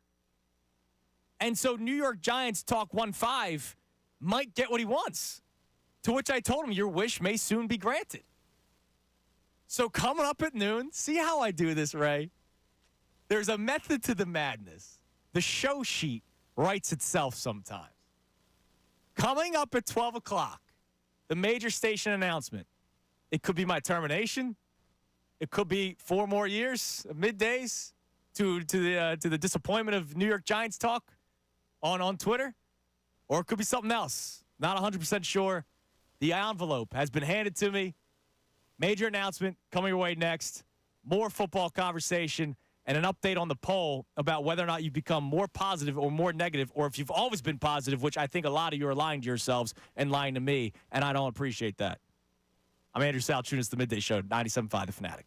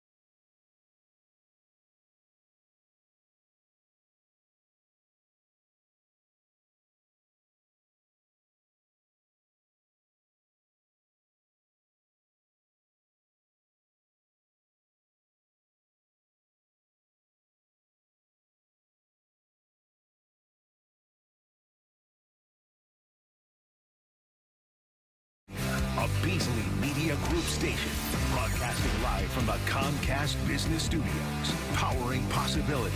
97.5 The Fanatic and 97.5thefanatic.com. Andrew Salchunas, 97.5 The Fanatic and 97.5thefanatic.com. It is 11:50 on the Midday Show, 97.5 The Fanatic, 11 o'clock hour, brought to us by Golden Nugget Jewelers. That's where Philly gets engaged. We got 10 minutes until the major station announcement that you've only heard about on this station. Nowhere else. Only here on the station you have heard what is to come coming up in 10 minutes. Now, I just saw a tweet from Matt Lombardo, our old buddy here at the station. According to the NFLPA's official database, the Eagles are currently approximately $6.4 million over the cap following these recent signings. He says this could be about to get interesting in Philadelphia. So, Bradbury, but, I mean, that's a dead cap. I'm trying to, how would they get under the cap? They're going to have to trade, Josh Sweat's obviously on his way out. I don't know what else they do. They're going to restructure a million contracts. That's coming. Reddick extension? Yeah, so I think that's bound to happen. I think he's coming back. I really hope so. It's just one of these gut feeling things. I didn't hear from anybody. I just feel like he's going to be back. I don't think we're not doing the Super Bowl or bust conversation this offseason yet. There will come a time, you make another splashy move. You have a good draft. People are going to start talking themselves into it. I just don't want to do it. I'm kind of going to go into it with the Sixers approach, the educational approach, like I did this year with the team. I think they can win the division, but we'll move on from there.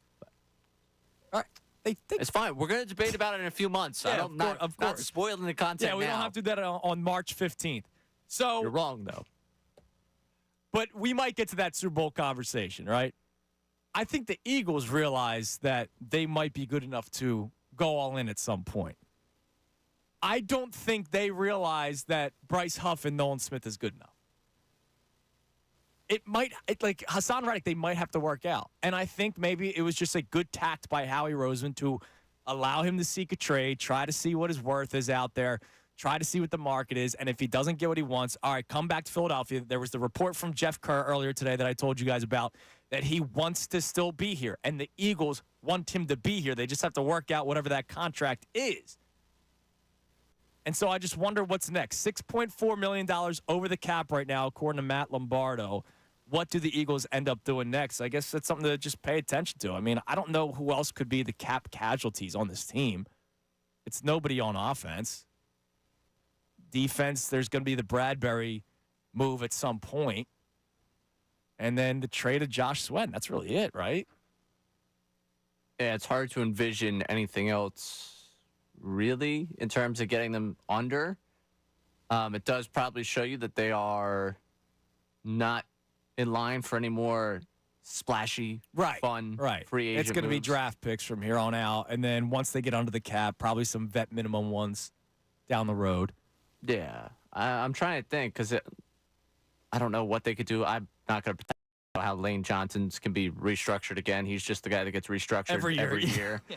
Well, it's like the bat signal. Right. It's the Lane Johnson restructuring of the cap space signal. Think that he sits there during this week and watches as people get signed, or maybe it's later in camp where he starts to see people setting up their locker and it's oh, that's the guy who's going to make the team, and it's well, okay, that's the sign that I'm about to get a call from Howie to come upstairs. I wonder if he texts Howie at this point. Yeah. Hey, Howie, just can I build this into my calendar? When are we going to have the meeting? Give me a call. Hey, can I buy this lawnmower that I want? That's Landon Dickerson. But can I buy this new thing for myself, or is my contract going to be restructured a little bit? Even though he's got a lot of money, he's fine. Listen, I want to just say the Landon Dickerson, lawn. Listen, it looked nice. Not going to give him his props. Yeah. It is a flat land. Yeah. A lot easier to do it there. It's a lot of yard space, though. Yeah, it's a lot of yard space. A lot of yard space. Yeah, zero-turn mower, though. Yeah. Yeah. Well, he wants to get a new one. Good for him. He's not slumming it like me with my push mower. Yeah, but I'm just saying, flat ground. I appreciate the work ethic of doing it. I'm just saying, flat ground much easier than doing the hill. Yeah, I understand. Push. I understand. So. I think it was Kevin Kincaid put that out. about how, like, man, Yeah, I think try mowing some of the lawns, by him. By Monco, yeah. Yeah. He's out, yeah. Like, that's what I just saw the Landon Dickerson thing, and everyone was, like, losing their mind over it. I was like, it's a nice lawn. I mean, it's a beautiful place. It's a beautiful bit. Look, dude, that's hard work, man, especially when you're sitting there all day. Yeah. Yeah. Some of us are, pushing them. Landscaping go well yesterday? Yes, it did, man. It was day one. Day one of landscaping season. Big day. All right, let's go back to the phones. Now, it's funny. I read you the tweets from the Giants fan that's trying to cope by ripping the Devin White signing to try to make himself feel better about his dreadful organization. Well, whenever I need to turn to a Giants fan who I respect because I know him, but I don't respect him because he's a Giants fan, and it's the weird 3-for-4 dynamic because he's a Phillies and Flyers and Sixers fan. So I'm very confused, but I can always turn to him in times of need. Let's go to Sean in Pine Hill. What's up, Sean?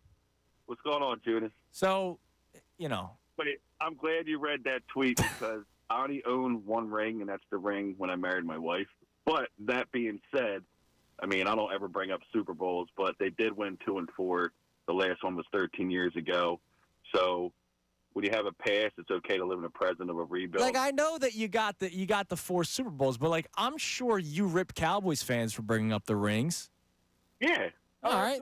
So, like, then I'm like, sure that guy does too, and yet he's going to use it for his argument because he's coping right now. Well, he's an idiot because here's the thing. When Gettleman came in, we lost Reese.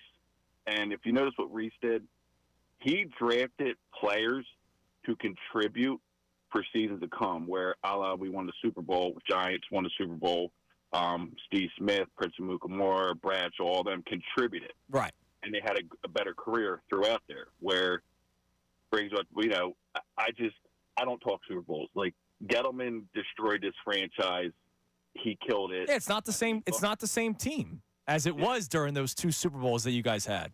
Which brings me to the quarterback. We still have Daniel Jones. So, And here's the other thing I want to say. That tweet going around with how he's a genius with the cap hit, but there's someone to talk about Howie after this. That cap hit, they're not cutting him this year. Daniel Jones will be the quarterback. They're giving him one more season. They're not going to draft a quarterback in the first round. They're going up. They're trading the third. They're getting up to number 3. They're going to take Neighbors from LSU. Mark my word. They're going to give him a weapon. They're going to see what he has. They went out and got Runyon, Illuminor. And then they also got Burns, which, if anyone doesn't Burns is a great move for them. So here's the thing. Carolina was offered 2 first-round picks for him last year. They declined it. The Giants trade Williams to Seattle. That second-round pick they got, they used to get a stud player to replace that. Yeah, no, it was a good move. Look, the Giants still have the Giants' defense is still good. I appreciate the call, Sean. It's just you have Daniel Jones that's completely going to hold you back. But the Giants' defense is good. I mean, we saw it last year. They can bring some. Now let's see what they look like with the new defensive coordinator. It won't be the same as it was last year.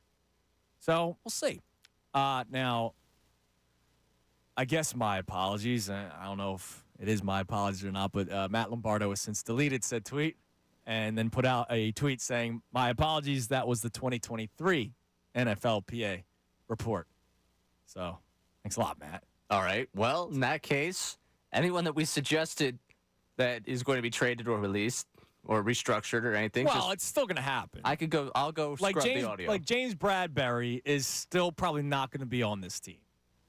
Petrelli, edit all that out of the podcast. James Bradbury's still probably not going to be on this team. We said nobody on offense is going to get touched, so that's still the case. And then, like, the rest of the defense, there's probably still going to be restructuring done. It's going to happen at some. And there's going to be what else does Howie have up his sleeve? That's coming our way at some point. Of course. Yeah, it's coming your way. We're going to get to it. It's a long off season. We talked about it's not Super Bowl bust conversation yet. We're not yet at the restructuring. When does it happen? A Super Bowl or bust? Yeah. Oh. Is it happening already and we just haven't asked the question? We just haven't asked the question. So it is. You think it's already happening? You paid to run it back. I'm sure someone's got it out there. Someone's saying it out there. Oh, man. All right, so we're going to update you on the poll coming up soon because there's an answer that's running away with it, and you guys are all lying to yourselves. And I hate that. Why lie? We don't have to lie. But we'll do that coming up momentarily. Ray, I guess hit the breaking news sounder. Now, breaking sports news from 97.5 The Fanatic and 97.5thefanatic.com. All right, so there's been a lot of buzz about some changes coming the way to the station, and you obviously heard the promos running on the station since yesterday. So finally, we have the new lineup. And first and foremost, thank you to all our listeners, incredible listeners, social media, email, phones, YouTube people. We love all you guys. We appreciate you sticking with us during this time. I mean, I've been in this seat for the last 6 months, and there's been a lot of questions of what the future may be. And it took a lot of effort from people here at the station, people outside of the station. So this wasn't something that was going to happen overnight. You know, once there were some changes at the station, everybody thought that there was going to be an answer come October or November. Like, no, this is a big deal. So it's been talked about. I'm shocked that it took as long as it did to get out, more so than anything else. But here it is. We have our new lineup starting Monday. So next Monday, 6 o'clock.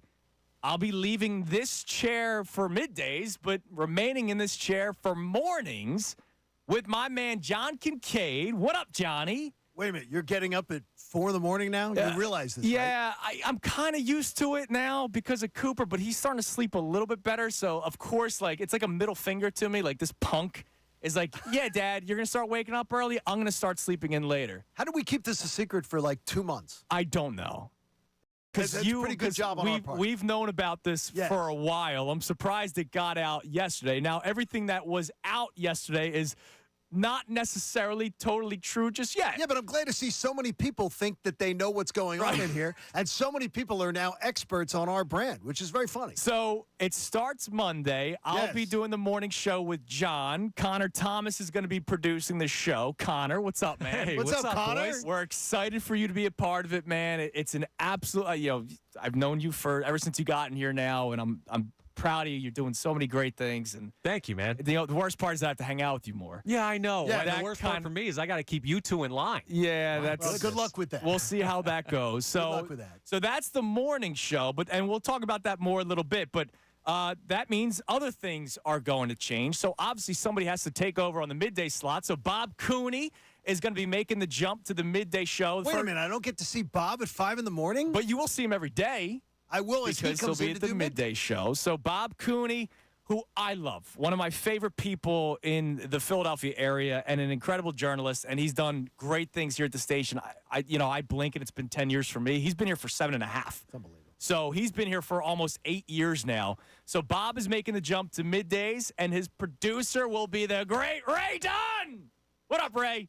Hey. So you're still here. So Ray doesn't have to move. No. The Fanatic world revolves around Ray Dunn. We always knew this. But now it's official, so that's good. As the honorary vibe guy, you have to be in the middle. You now have a very important job, because as the midday guy, I've been doing middays since 2016 now.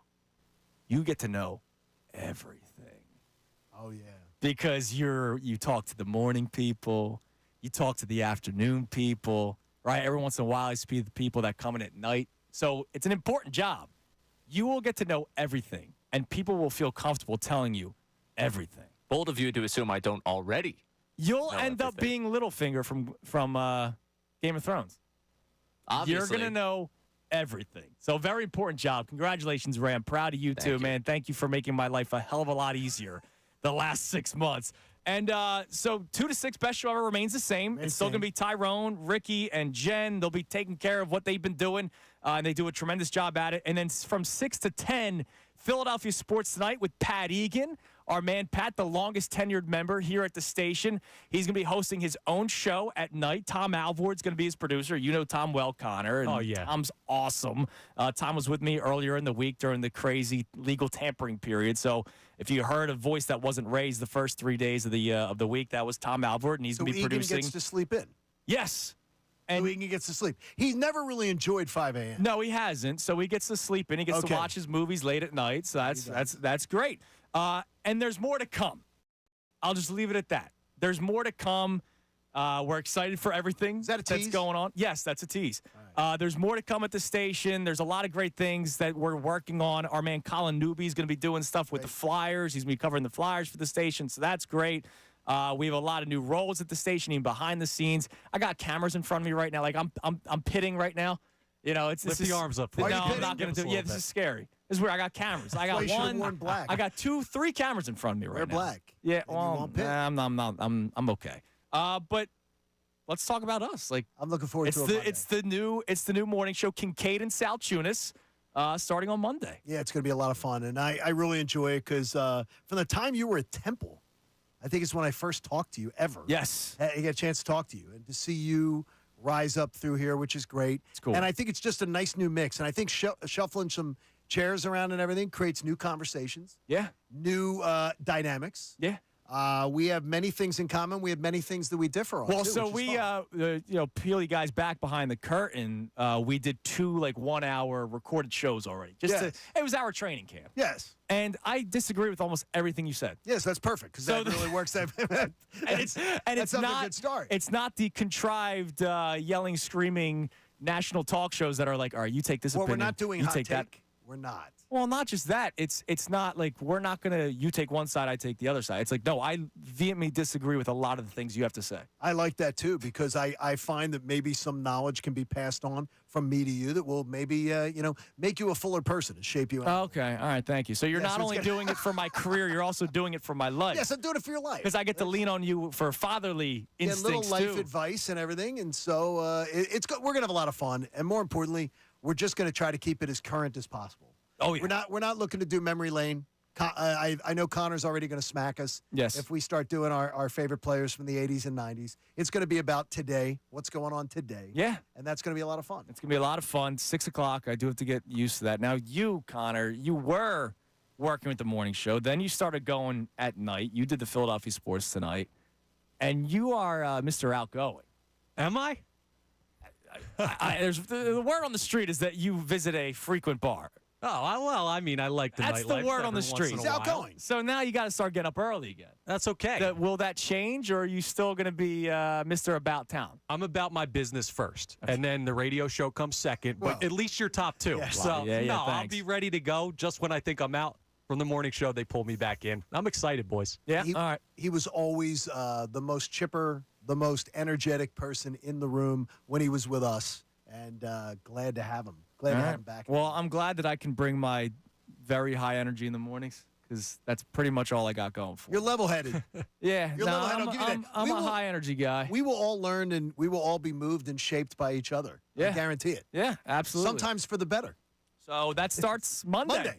Monday. So, Kincaid and Chalchunas, Monday morning, 6 a.m. what's my last? Kincaid and Chalchunas. We'll work on the Chow Tunas? pronunciation. I didn't Yeah, call we'll- you we'll- Chalchunas. I'll produce I it out got of many ears in here. There's 40 cameras in here, Chow Devin. Tunas, man. Well, I mean, it's a Way to go. We're already off to a bad start. We haven't it's a started bad the start. show. Kincaid and Chalchunas, Monday at 6. All right. Nice to meet you today, though. I hadn't met you before. Yeah, I haven't met you That was either. nice. All right, now get out of Good here. job. I am. All I'm of you. going to There's Gotham. way too many people in here. I'm very uncomfortable, Ray. Like, I don't like this. I just want to be in here by myself. I am thrilled. There is not a single person in this studio with me, and it is the best. Well, maybe I'll send them all no, in there. no, stay out. Yeah. Everyone. All right. Well, I was told to keep it quick and get back to the sports content. But real quick, Ray, I'm very proud of you. I've seen you working your way up through these ranks, so I'm very proud of you. I just want to say I appreciate you. It's been fun doing the 6 months that we've been hanging Yeah. out here, which that happened fast. Tuesday after the Patriots game. Yep. So Tuesday after the Patriots game. Yeah, That was week 1 of the NFL season. yeah, it's been fun working with you. I know I could go on for a long time about how much you mean to my career, but it's been really, really fun. Yeah, it's been a blast. To hang out with you. So So- I'm excited for you and excited to Thank be you. listening on the way in. Thank you. Yeah, I'll try to say something enough to bother you that you can have content. Oh, don't worry, you will. Because that's the point of the morning show is to give you content in middays. I don't know about that one. I think Bob and I are gonna have something to say about that. Okay. Yeah. All right. Well, You'll be so I will riled try up by us. You'll be responding the next day. I won't Yeah. go. I won't go to sleep. You're Probably. right. I won't even go to sleep. I'm just gonna react to whatever you guys are saying. So I know the statement is already out there on the station account. There's gonna be press releases and all that kind of stuff. But I'm still me. Now I just gotta do a show at a different time slot. All right. Let's go back to the phones. Let's go to my man Mike and Delran. What up, Michael? Yo, what's going on, guys? Well, I guess I have to talk to you at a different time slot now. Hey, that's all good. That's a better time slot for me anyway. Man, listen, congrats to everybody, right? And it's exciting to see what's going to come. But I got to say, dude, 8 years ago, right, Harry and Rob, Yep. right, on the station, it was my birthday. These guys brought me in on my birthday, and you showed me around, and I hung out with you for that day, dude. Yeah. And I'll tell you what, man, one of the most stand-up guys there, dude. I've been listening for a long time. Well-deserved for you, man. Congratulations, brother. I'm super proud of you. Thanks, brother. I appreciate it. Watching you, what you've done there. Thank you. I really don't have anything to talk about sports. Go Birds! Thanks for the call, Mike, and thanks for the good things. Yeah, I've known Mike for a while. So he mentioned Rob and Harry. I will, I'm sorry to say, at the end of the show, do the thank you Oscar ceremony. I have to do it. Whoa, dude, breaking news. Hey. Now, breaking sports news from 97.5 The Fanatic and 97.5thefanatic.com. Aaron Donald has retired. Per Adam Schefter. Way to get upstaged. Dude. Aaron, you couldn't have waited a little bit? No, I'm more impacted by the Aaron Donald news than my own. Aaron, I remember that was floated out there last year that he was thinking about retire. Remember he was there was a buzz that he was going to retire, and then he ended up coming back. Now he's officially retiring. I mean, that dude's he's a freaking beast still. That's a big hit for that Rams team that, remember, had a nice second half last year. And now all of a sudden he's only 32. Wow. All right. Your thoughts? That's crazy, dude. Yeah, I mean, awful for the Rams. Good for him. He goes out. I mean, guess. one other guy going out at the top of his game, at least, not at the top of the profession in terms of Super Bowl, but goes at the top of his game. I mean, he's been dominant force. He's the type of person that someday you're gonna be sitting there. You know what it was to watch Aaron Donald play. And now does he enter the conversations of Bernie Sanders and Calvin Johnson of man, he retired so young. Now at least Bernie. Barry Sanders. Jeez, man, you said Bernie Sanders. I was like, what? Barry Sanders. What did he announce? I know we had Aaron Rodgers news this week. I know Aaron Donald was going that way. But at least he won a Super Bowl, Aaron. That's crazy. First response, the guy Matt Miller he works with ESPN. Aaron Donald, Jason Kelsey, 2029 Hall of Fame class. Oh, we're going to have to fight for tickets. How many Rams fans are going? Donald, though? I mean, people are going to go for Aaron Donald. Come on, more people are going for Jason Kelsey. Well, yeah, obviously, we're going to win. Not even close. We're going to win. Aaron Donald, beast. More people are going for Jason Kelsey. All right. We'll come back. So, sorry, that segment changed. Hey, I got derailed. Hey, station announcement. I was on the flow doing the show today. It's a Fanatic Friday, right? Oh, yeah. It's a Fanatic Friday presented by Pumpman Philly for 24/7 emergency repair, pump replacement. Count on Pumpman Philly. The guys know to fix your flow. I was in a flow. And it got derailed. So I had to make a station announcement. I'm very excited. I can't wait. That starts on Monday. But we'll continue. We still have another show. We still have 2 hours of radio. That continues coming our way next. I have a side topic that I will open up on the other side for your chance to win another spot in Knockout. Pair of tickets to the Sixers game March 27th against the Clippers. A spot in Knockout. I will open up this side topic. It's a lighter Friday. The rest of the way here on 97.5 The Fanatic. Fanatic Sports Update. The Eagles signed a linebacker. I'm ready.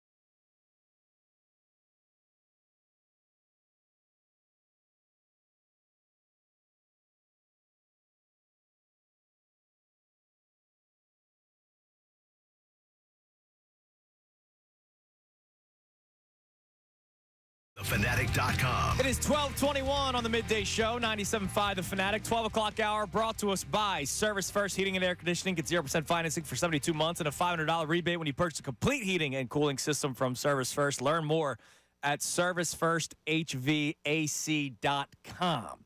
All right, let's get back on track here.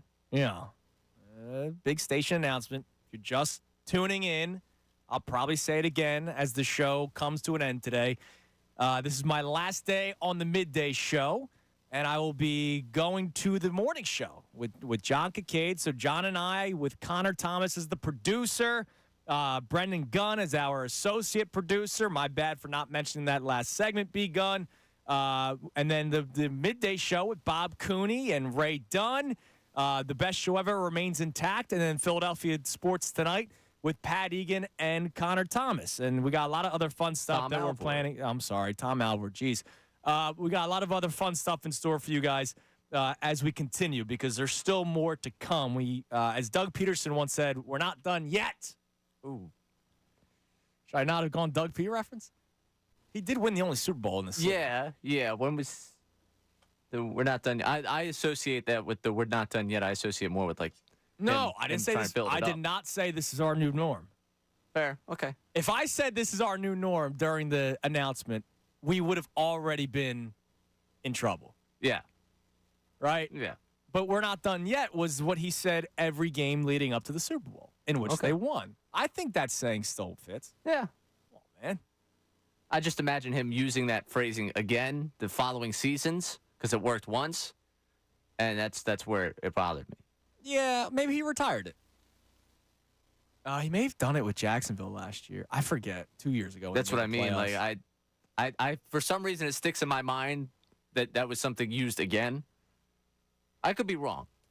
I could be, and for all we know, you're not gonna be able to fact check me because you're not looking that up in the next hour and a half. So Yeah, I'm not going to.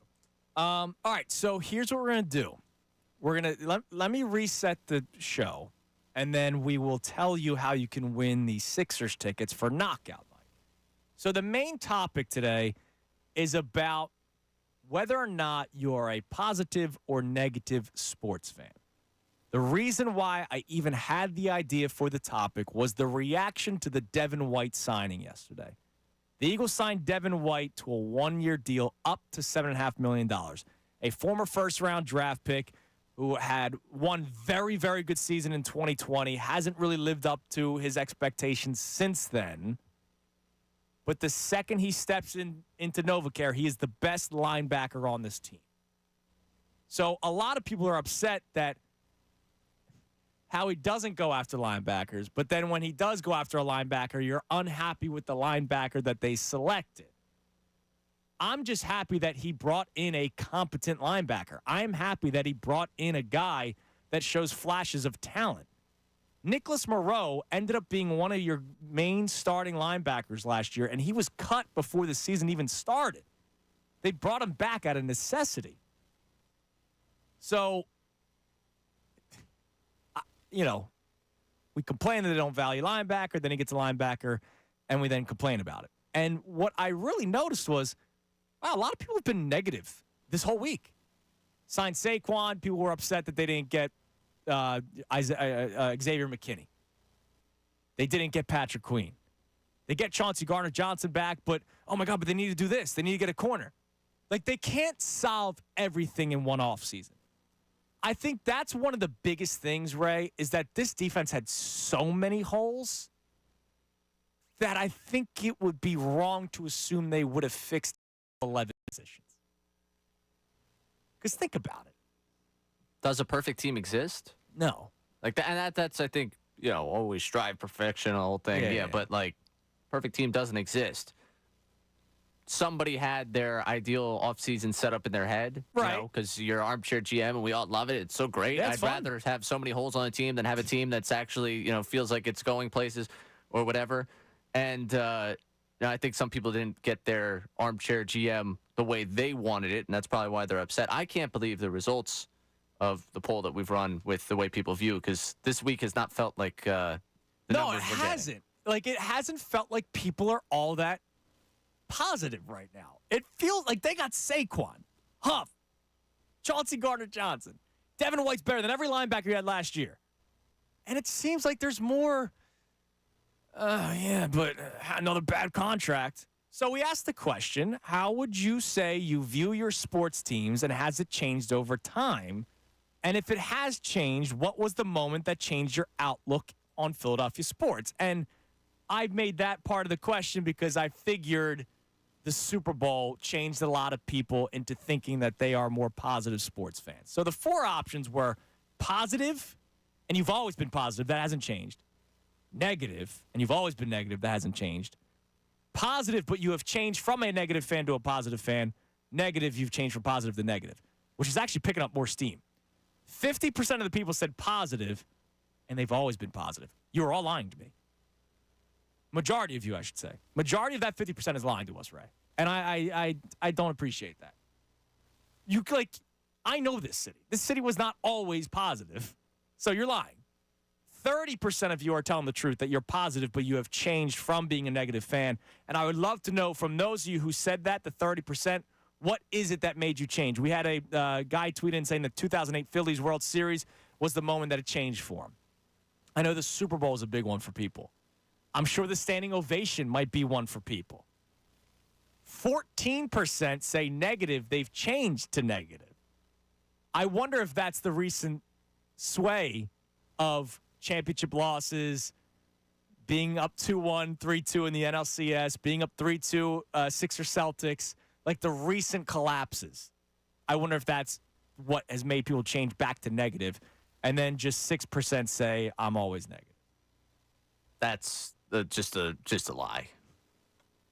It does feel like a lot more than 6% this week, especially last night after the Devin White signing. I'd say 20% of our positive, no change, doesn't necessarily know what positive is. Maybe you're right there. So you can climb in at 610-632-0975 to answer that question.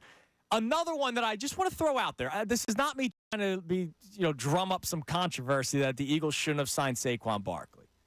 But now knowing what the terms are, Joe Mixon got a similar deal to DeAndre Swift. Only $13 million guaranteed compared to Barkley's $24.5. 3 years. Both got 3-year deals. If you could do it over again, would you? I still would not. I'm happy with the deal. But I do wonder if part of me goes, all right, what could they have also have done? For those of you who are upset with Devin White, if they had Mixon instead of Barkley, could they have gotten Patrick Queen? Right? That's basically what it is. Like, if they got a lesser-priced running back, could they have gotten something else? Instead of Chauncey Gardner-Johnson, they get Xavier McKinney, right, which a lot of people had number 1 on the list for this offseason. So just kind of, it's a barroom conversation. But the side topic, for the spot and knockout, we'll be doing this the final 90 minutes of the show. The Fanatics Knockout Tournament's back. It's Wednesday, March 27th. You'll get a pair of tickets, and one of you will get to play in Knockout after the game. You can visit 975thefanatic.com for complete details and another chance to win. It's presented by Ferguson HVAC, your Delaware Valley Train heating and air conditioning distributor. Visit train.com to find a dealer near you. This in honor of James Franklin. Who is the biggest rat of all time? Could be real life, or it could be television and film. Now, I will tell you right now, I'm taking Fredo off the list because that's the number 1 answer. And I'm sure there's somebody listening right now saying Fredo out loud. And now they're getting the delay in their car and going, oh, damn it. So Fredo, not allowed, because that is probably what would have won it. Life, real life, or television film, do you have an answer off the top of your head? The biggest rats, one of the biggest rats of all time. So it jumped to mind immediately, the about short-lived 2 or 3 week quest for me to watch the movies that I hadn't watched. Okay. Goodfellas. Was thinking, is it Henry was the one that, was he the one? I'm still off of the still. Well, he was the main, one of the main characters. That's Right. Ray Liotta. Right, yes. The rat in Goodfellas. Okay. That, All I remember from that movie. Such a great rat that you don't even know the name. Just Absolutely. the rat in Goodfellas. That Goodfellas was the first thing. I'll let you try to figure it out. The line of the movie. Nope. He was a rat. Families.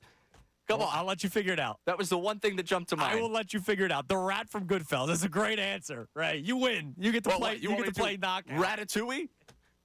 You want that more up my alley of movies I've seen? It's a great movie. All right, let's go to the phones. Let's go to Bill in West Philly. What's up, Bill? Yo, what's happening, Judas? Hello, Bill. Hey, listen, man. Congratulations on your next chapter. Thanks, brother. It's great to hear, and I'll tell you because I've been in media for a long time. It's a tough business that doesn't love you back, especially broadcast. So I had Cooper on my mind, man, and I'm really glad to know that Cooper's got his next pair of shoes is lined up. Yeah, man. don't worry. He's growing out of the ones we just bought him, so that's important. And it's funny, Bill. I've known about this change for a little bit. So when you called in the last time, you were like, "I hope this is permanent." I was like, "Yeah, I can't say anything." Yeah, man, you're a total professional. I respect it. So listen, here's first of all, to answer your question. I'm one of those kids. I'm of the Cousins generation. So I was, 10, 11 years old in 1980 when all the championship flowers were blooming. Right. And then we go through this long period of, misery. I mean, that was that. Before the Phils won in 2008, the citywide, region-wide obsession with lack of a championship was, I don't want to say toxic because it wasn't that bad, but definitely negative. So I think your assessment of the poll results. Well, and it wasn't just lack of championship. You had bad teams, dude. Yeah, the Phillies sucked. The Sixers, once they traded Barkley, were horrible. You had the Buddy Ryan days with the Eagles, and after that, it was dreck. The Flyers were the only saving grace at the time. Yep, and it was even more than just, even when the teams weren't totally bad, they were squandering great talent. Yeah. The amount of great talent and great ability that was just washed down the drain in those years was astonishing. So, yeah, really, my whole vibe started to turn with 2008, and, of course, 2017 with the Eagles winning the Super Bowl changed the dynamic. I just find it funny that people are lying, saying that they've always been positive. Well, everybody, it's a tough world right now. I think people are looking for anything to get hopeful. Yeah, I guess you're right, Billy. Listen, man, thanks for the call, and I appreciate the good words, man. I really do. I appreciate it. Yeah, that was the hardest thing when he called in, literally last time. I was like, I hope this is permanent. I was like, Yeah, I remember that call exactly. Can't really say anything. Yeah. That was fun. I watched your face on that one. I was like, oh, how's he going to dance with this one? Yeah, sometimes I forget that I'm on YouTube, too. And I'm like, maybe I can't look up at Ray. We know something. Yeah, I do forget we're on YouTube sometimes, too. Yeah. Especially when a guest says something that I said that you disagree with, and I could dance and laugh at you. And then I'm like, oh, wait. That's part of the fun, man. No, because I think some people on the YouTube think that I'm doing it because I know I'm on camera. It's because I forgot, and I just really want to laugh at your expense and try and make you break while you're trying to interview someone. I appreciate it. Thank you for trying to make me break. Yes. Let's go to Joe in the Northeast. What's up, Joe? Hey, guys. How you doing? How you doing, Joe? I'm good. First off, I just want to say congrats. You Thanks, and John Kincaid, and you are going to kill that. I listened from 6 in the morning until 6 at night. I love all y'all guys. But to answer your question about who's the biggest rat, there's nobody in U.S. history who's a bigger rat than Whitey Bulger, because he benefited from his business by literally just ratting on everybody around him. Every other organization just ratted on them, didn't care, was on the FBI take for decades. Yeah, that's gonna be tough to beat. That's gonna be tough to beat when we're going, and you're going real life on me here too. And I didn't Google anything. It just came to your mind right away. Well, actually, you helped me out, because as soon as you said Henry Hill, which is my favorite movie, Goodfellas, I was just like, I just watched Black Mass a couple nights ago. Okay. Wow, I mean, it's a great movie, but man, he is a. You wouldn't trust him. Not with my wife, not with anybody. Yeah.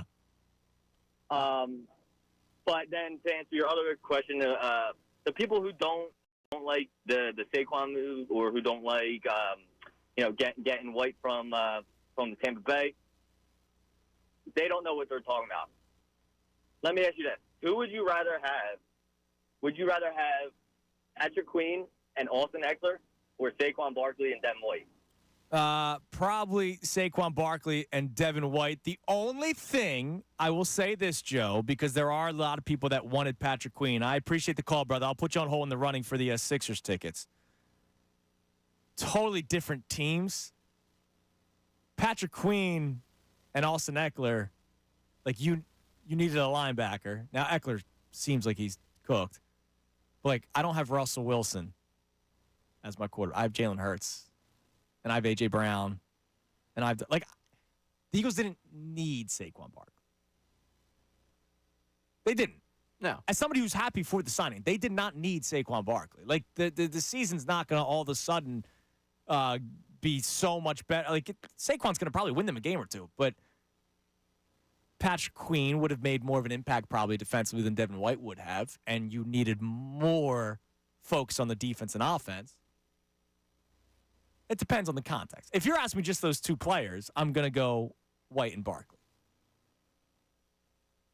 Yeah. But in the context of the Eagles, you could make the case that you absolutely could make Queen the and case. Eckler could have been the answer. Absolutely. I mean, any situation where you're describing more defense than offense with me, I'm probably going to tell you that I can see the case for it. Right.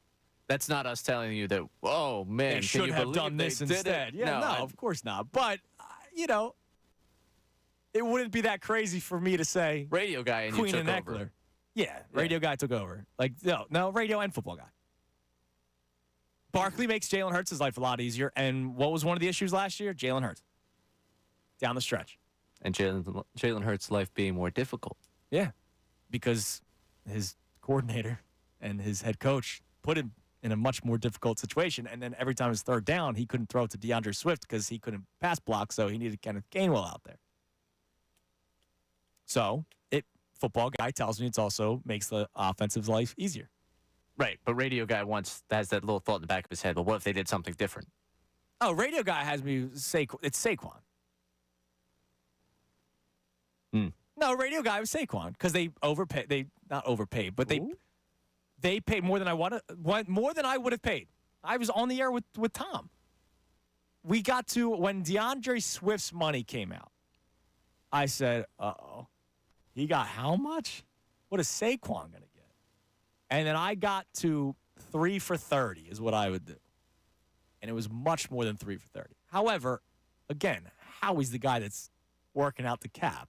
$3.9 million of a cap hit. So, it's basically nothing. It's basically nothing. Let's go to Tasty Cake Dom. What's up, Dommy? Andrew, hey, Ray. How you doing, man? Well, how are you? That was big news. I'm good. Very happy. You know how proud I am of you. And, Thank you. And I really think that's going to be a really interesting dynamic between you and John. Yeah, I meant what I said when we were talking about it. I don't agree with anything John ever says. And I say that out of love. I literally don't. There's barely anything I ever agree with him.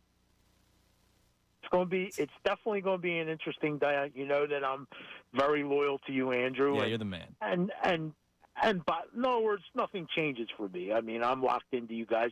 Just as Bob and Ray, that's going to be a really good show. So I just think that it's going to be Monday's going to be really interesting listening to it. Yeah, it's going to be really interesting getting up. It's going to be a big success. You guys are all going to be Thank successful. you. You're the man. All throughout the day. Andrew, when you said the biggest rat, just because I paid for it, the biggest rat thing I ever saw is in a championship fight, a guy biting another guy's ear. Isn't that right? Dude, are you watching him fight this year? I got to. Well, first of all, it ain't going to be. It's not a fight, right, Andrew? It's a spectacle. Yes. Because they're fighting with pillows. They're fighting with 18-ounce gloves. I mean. Yeah, but look, I told you I miss Tyson, so I'm in on this, and I hope he knocks Paul out. I want Paul on his ass. He looks incredible. Tyson is 2 years younger than me, and he it's unbelievable how fit he is. He's so fast too, dude. And I just think, I mean, I'll be honest with you, Andrew. I haven't seen much of the other guy because he's not a real fighter. No, he's a freaking entertainer. I think he's going to get killed, and also, just professional boxers are very disrespectful of guys that think they can come in and just fight. Like, I hope Tyson is that. Professional football players that used to come in, Too Tall Jones and the guy with the Jets, they would catch you beaten more than anybody else because, like, to come in and try to. Yeah, I hope. So, but that was back in the day. You know, today it's so much different. Thanks for the call, Damian. Thanks for the good words, and I appreciate you always listening, man. You're the best. It's such an entertainment world now that I don't. Is there pride still? Oh, you think you can step in here in this ring? It better be. Yeah, I hope so. Too. That Jake Paul. That Jake Paul. I swear. See, you're starting to sound like me, the old man. No, it's Jake Paul. It's maybe a little bit. Maybe it's been too much time with you. Maybe that's what it's been. But you're starting to like cold food. Yeah, this is probably best for my sanity. You're starting to like cold food. I've changed Ray. Ray's starting to like cold food. Every time you ask me if you should go out, I always just give it that you're young. Go for it. Yeah. Even though I don't think I need to pull your arm all that much. No, it's been you. You've been the influence. Yeah. And now this. Now you're starting to sound like an old man. I don't like Jake Paul. I don't know if I made it clear enough last week when we were talking about this when it first came out. There is nothing that I want more than Mike Tyson to just beat him very quickly. It would be nice. It would be nice. All right, I have an incredible rat answer on Twitter. And I don't know if somebody's going to give it on the phone, so I might just give it to you guys next. It's an awesome answer. But if you have an all-time rat in honor of James Franklin, who ratted out the Eagles for potentially tampering with Saquon Barkley, the best answer the rest of the way gets a pair of Sixers tickets and will win a spot and knockout for March 27th. But we're also still continuing the Eagles topics, okay? So let me know. Are you, first off, base right now, are you more of a positive fan or a negative fan? And whatever your answer is, have you changed? Because this past week's been weird in what I believe is a time of positive, everybody hold hands, everything's great. Man, I feel like every big move the Eagles have made so far has been followed up with, like, negative reaction. Like, even Chauncey Gardner-Johnson, rightfully so because of the injury history. But every single thing that Howie's done so far has received pushback. And I'm surprised by that, especially from this city that has been very pro everything the Eagles have done recently. 2 open lines. You can climb in at 610-632-0975. I'm Andrew Salchunas, the Midday Show right here, 97.5 The Fanatic. Fanatic Sports Update.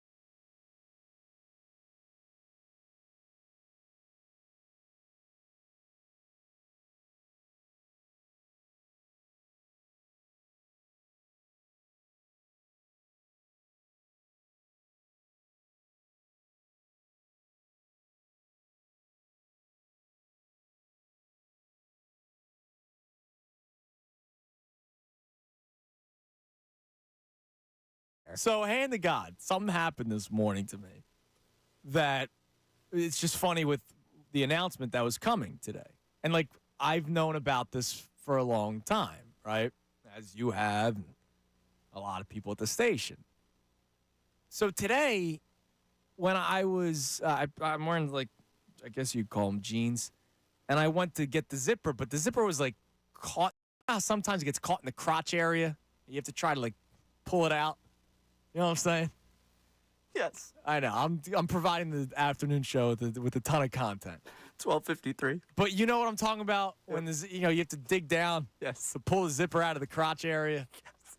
All right. I know what you're saying. So I went to get it out, and it went right under my fingernail. And I started, like, bleeding immediately. And I'm like, dude, if anybody ever needed answers from me, you start messing around, like, putting sticks under the fingernails, I'm giving up information. Oh, yeah, yeah. Immediately. I mean, maybe this is my naiveness. I'm not really that educated on the ways of torture, so I don't really have a ton of, like, creative ideas of what would. Oh, waterboarding's one of them. Right, yeah, I'm not congrats on knowing the secrets. I mean, you'll get the Middays Twitter account's passcode from me from that. Like, I don't know what secrets. What would somebody want to know from me? I don't know. Well, what was going on with the station? That's why, like, I put it down on the show sheet. Because I was like, oh, my God, we were making an announcement today, and if somebody needed to know the lineup of the station so bad that they had to torture me, a couple things under the fingernail, and I'd cave. Yeah, I guess that's fair. The torture that probably would be a little bit more difficult to get out of me because, not that I'm a good actor, but it's pretty believable when I'm like, above my pay grade, man. Yeah. Like, that's the go-to line, above my pay grade. Yeah, I don't know what's going on. You think I know what's going on? Come on, look at me. They don't. That's why I wrote it down on the show sheet today. Yeah, I think. What torture strategy would you cave into giving up info right away? Yeah. I'm sure it was interesting when you turned to this page and saw that. So, yes, because today I did go through the full show sheet to be prepared. I saw this, and I was like, I have no idea where he came up with this. And for all I know, I might be tortured by the end of the show. Who knows, man? I have no idea. I only got an hour and 5 minutes left of you, man. I didn't know what the programming announcement was going to be. I didn't know if it was going to be, in the 1 o'clock hour, we're going to torture Ray and see how bad he wants to how bad he wants the midday gig. So that sucked this morning. This is the zipper in the crotch. All right, let's go back to the phone. 610-632-0975. Let's go to Celso in South Philly. What's up, Celso? Hey, Celso, how you doing, man? Oh, what's up, brother?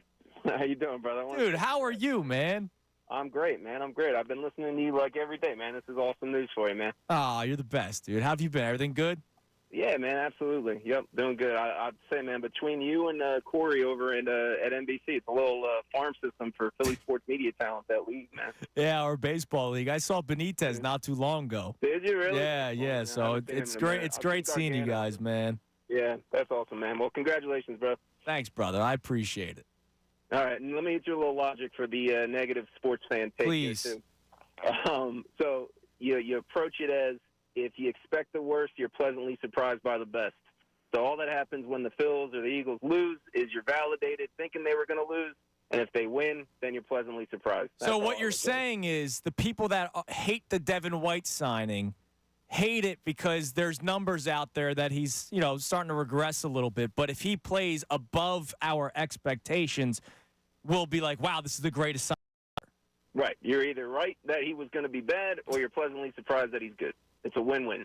Yeah, I mean, it's just such a – isn't that a weak mindset, though? Incredibly weak. Like, you're not going out on a limb. That's what Philly sports does to you. It beats you down, man. It makes you weak. I know it does, but, every once in a while. But it's weird because at this time, I feel like there is a big swell of positive people. But all of a sudden, this week's been weird. Yeah, man. Well, the out-of-the-box moves, I think, signing things that Howie doesn't usually do, people are nervous about. So even though they wanted him to do it, they're scared that he did it wrong. Yeah, I guess you're right. Listen, brother, great hearing from you, man. Thanks for calling in. I appreciate it. Hey, man. Take it easy, brother. There he is. Yeah, the Philadelphia Amateur Baseball League. Me and Corey Seidman used to both play in it. I plunked Corey on purpose once. Oh. Yeah, he was leaning over the plate way too much. Wow. I don't throw hard. My arm blew out, and I got nothing left in the tank. And he leaned over the plate. So Did he come charging out? Is there like a... No, he jogged down to first base because he probably felt like a bee stung him. I mean, that's kind of I was kind of hoping that we would get some like crazy story of like him coming after you, you guys being separated. We're all friends. You guys like, you were wrong about this Phillies player. I was right about this Phillies player. I was really hoping it was going to get a little more juicy than he walked down to first base. He walked down to first base. That's head held high. Well, I'm sure, yeah. Like you said, you I love Corey. He kind of Brandon Nimmo-esque. Oh, really? Yeah, with the walks down to first. Wow. Yeah. Well, maybe he has to chime in on the new show next week to get his side of that story. That would be nice. That would be nice. All right, let's go to Dave on the cell. What's up, Dave? Hey, Andrew, how are you? What up, Davey? I'm so happy. I'm looking forward to hearing you and John in the mornings. I'm very happy that Bob and Pat are going to stay with the station. Absolutely. I think it's going to be a great new dimension to the 97.5 The Fanatic. Yep, I agree. Without a doubt. And you're going to spend more time with Coop now, so that's a win-win. Yeah. I got to get out of bed earlier. Oh, that's fine. You'll handle it. I just appreciate all your hard work you've done for this station, and I'm happy that the Fanatic realizes how talented you are and what you mean to this station, man. It means a lot to all of us that listen to it. Paychecks in the mail, Dave. Oh, yeah. Well, I want to touch Eagles a little bit. Not real much, but I know they signed this linebacker. I think this next year is a make-and-break year for these 4 Georgia players, and especially Nakobe Dean. This is his 3rd year. He's got to step up. He's got to stay healthy. You got to see if this guy's going to be able to play in the NFL. Yeah, and they've told us that he's playing, right? Like they used a 3rd-round draft pick on him, and they expect big things out of him. I don't know if I necessarily expect big things out of him. I just need him to be a solid player. I mean, what I saw last year when he was on the field, when he was healthy, did not really make me feel comfortable with him being one of your starting linebackers. But they're doing the PR tour. They're thinking highly of Nakobe Dean, and they think highly of Nolan Smith. Yes, and I think he has speed. And I know he's small for a linebacker. But now let me ask you a quick question. If Jeremiah Trotter Jr. is out there in the 2nd round, would you take a shot at him in the draft? I would take a shot at him. I think a lot of us want him because of who he is. Oh, without a doubt. Right? I would take a shot at him. Don't get me wrong. Thanks for the call, Davey. I just think a lot of people want him for who he is. He's also a smaller linebacker, too. Quick, very athletic. Very athletic. We fall in love with that stuff sometimes. Like, Kayvon Wallace was going to be a stud. Why? Because he played safety at Clemson. Even though Brian Dawkins was not a 4th-round draft pick. Yeah, and Barnett was the next. Barnett broke Reggie White's record. He broke Reggie White's record. Yeah, no, but listen. Come on. You're telling me they draft Jeremiah Trotter in the 2nd round. We're not coming in here the next day excited. You're telling me I'm not. I'd be excited. Yeah. I just think a lot of us want him more because of. Oh yeah, absolutely. But I mean, he is. Then this is not a shot at anyone here, but like, let's all go down and name your top 15 linebackers in college football. Like now, is he a day 2 guy? I remember, like I remember somebody asked me like, oh, would you use him with the 1st-round pick? He's not going in the 1st round. I've heard that he could even be a 3rd-round guy or a 4th-round guy. But, day 2 would be 2nd or 3rd round. Be a day 2 guy. So he's going to be a 2nd or 3rd-round pick. I just wonder how it plays out for him. And I wonder if the Eagles, because look, what do the Eagles do? We've been talking about this. They're going to probably draft a tight end at some point. Well, it's right around the time for them to draft another linebacker. 2020, they did Taylor. You could make the case every year's the right time for them to draft a linebacker. I know, but I'm following the Howie calendar here. 2020 was a linebacker in the 3rd round. 2022 was a linebacker in the 3rd round. It's 2024. Just like Aaron Nola in even years, Howie Roseman drafted in even years. I think we're looking at a linebacker. And they need to. Yeah, because they do. But Devin White's only a 1-year deal. Nakobe Dean, he's only got 2 years left now, right? With probably an option at the end. Nakobe Dean has 1 year to prove himself. Yeah. It's like what Dave said there is accurate. Big year for all the Georgia guys, basically because it seems like they're handing the keys to a lot of them. They are. Hey, and I think I expect big things out of Jalen Carter, like big things. Jordan Davis is still a major question mark. Major question mark.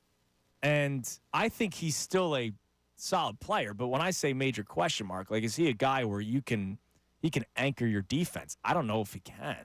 We haven't seen that just yet. It was the second year of him hitting a wall, and you can't go rookie wall last year on him. Now, the defense is on the field a lot, so that may have led to that, but we'll see. I mean, it is a very big year for Jordan Davis. Jordan Davis, bigger year than Kobe Dean or Jordan Davis, in your opinion? Because I say Dean. I think it's got to be Dean. Jordan Davis, his build, he's probably a starter on a lot of teams. It's a bigger year, I think, for Dean, given the circumstances of his position at this current time. Right. And they got to find a potential replacement if he does not play well. Yeah, it's a big year for Nakobe Dean. Davey's right. It's a big year for all those Georgia players. Nolan Smith, I mean, I don't know what Nolan Smith's role going to be. Like, it's got to be more than 16% of snaps. Could get bigger. But if Hassan Reddick stays, then it's Reddick and Huff, and Nolan Smith will rotate in unless they try to trot him out at outside linebacker. You never know. The 3-4 Vic Fangio scheme, he might need to. I'll be curious to see where guys line up next year. I'll be curious to see where Jalen Carter lines up. Do you think he's living at the nose tackle position at all times? I wonder if they can move him around. He's an athletic freak. Yeah, I would imagine he's someone that's a candidate to get moved around. Like, I'm not going to start comparing him to Aaron Donald, who just retired today at the young age of 32. Like, Aaron Donald was a guy that they could move around a little bit. You know, why can't Jalen Carter do that at some point? We'll see. It'll be interesting. All right, let's go to Brandon in South Philly. What's up, Brandon? Hey, I just wanted to just briefly talk on the poll that you guys had, and also I got a rant for you. I think you find amusing. Okay. I was pretty positive on all sports teams, except for the Sixers when they did that whole tanking thing. I felt like that was like a dishonorable way to play, and I feel like everything that's happening now is just like bad juju. So you think like all of Philly's cursed because of the tanking of the Sixers? Oh no, just the Sixers. Oh, just the Sixers. Okay. Yeah, and the rant I had for you, I'm unsure of how old you guys are, but there was a TV show when I was a kid called Recess, and the cartoon. Yes. Yeah, I know Recess. Yeah, there was a kid named Randall on the show, and he had the little notepad. Yeah, he had the notepad. He was writing down everything everyone did and telling on everybody. He was telling the lady in the yellow polka dot dress. I forget her name. Yeah, his name is nowadays in like pop culture synonymous with ratting. So yeah. Okay, all right, I'll put you in the running. That's a good one. That's a good one. I saw a name that he was going to give on the comment section, and I was not going to touch it. Not going to touch it. I'm glad he changed his answer on the fly. That guy's around here. I'm messing with that, man. And I'm not even going to try to let you guys figure it out. No, we're going to... Let's go back to the phone. Remember that whole fingernail thing I was talking about? I'm going to, 610-632. Let's go on, Randall, from Recess. Were you a Recess kid or you were too young? No. Okay. No, I was recessed in real life. I wasn't recessed on television. It was a great show, man. I'm sure. There's a lot of great things I haven't seen. Always getting a hijinks, man. That was a good show. There was a movie, Recess School's Out. Wow. Oh, yeah, big. I'll add it to the list of things I have to see. Yeah. You don't have to see that one. Trust me. Don't waste your time. Let's go to Nate in the Northeast. What up, Nate? Hello, Nate.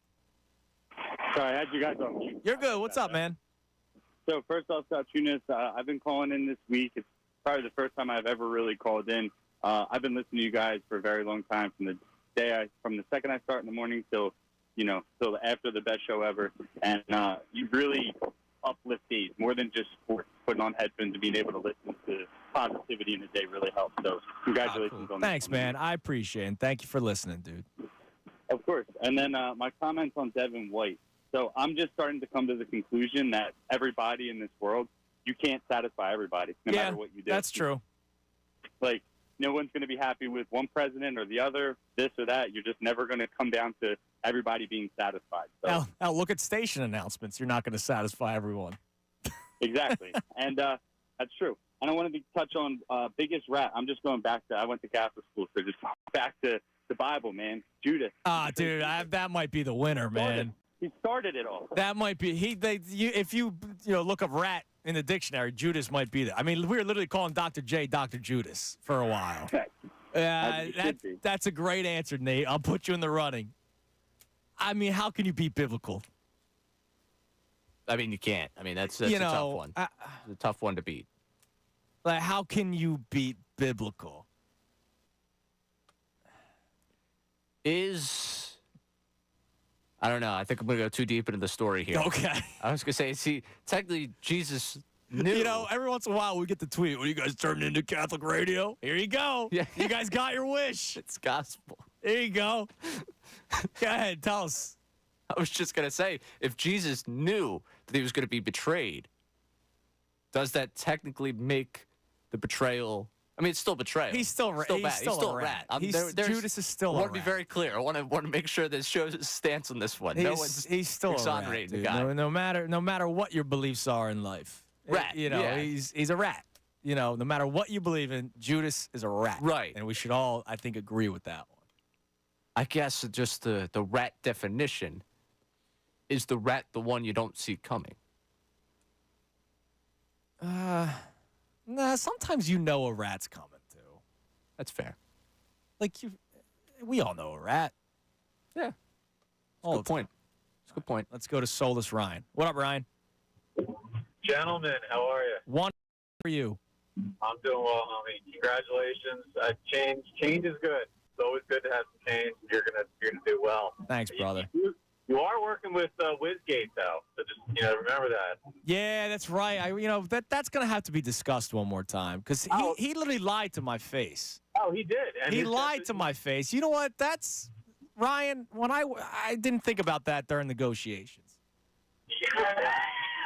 I gotta get my representatives. We gotta rework this contract because you're right. John Kincaid dropped the cheese whiz on the table, lied to my face, blamed other people.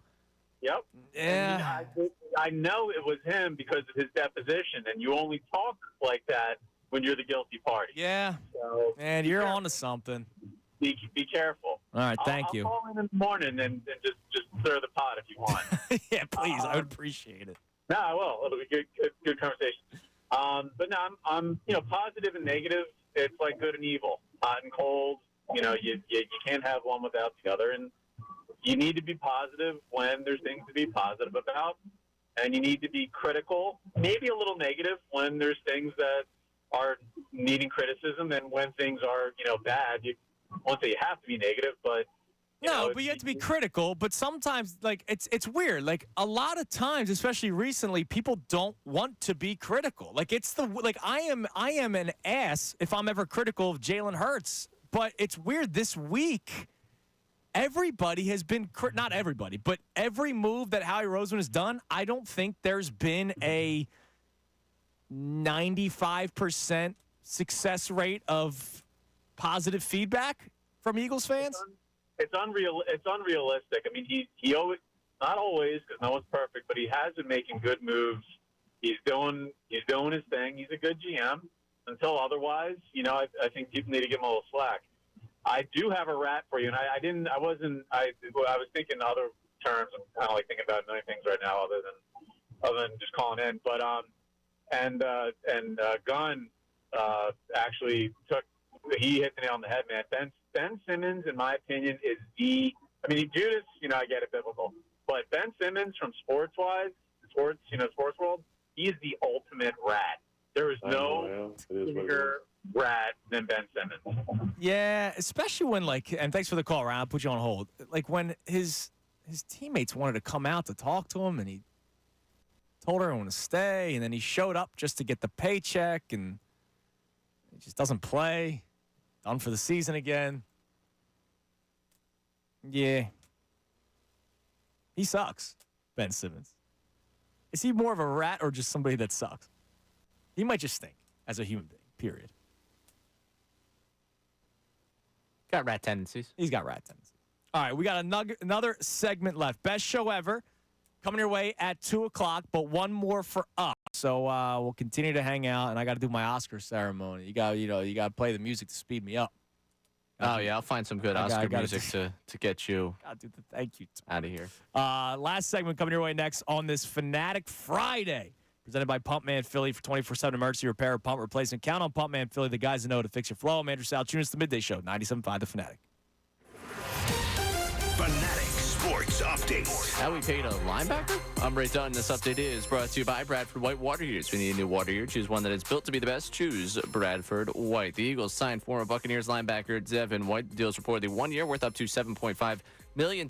White is coming off of a bit of a down season last year where he recorded a career low in tackles and ended up being benched by the Bucs. Elsewhere in Eagles land, the team had Saquon Barkley and Bryce Huff meet with the media yesterday to discuss their deals. Barkley talked a little bit about the offense and what he still feels he has left in the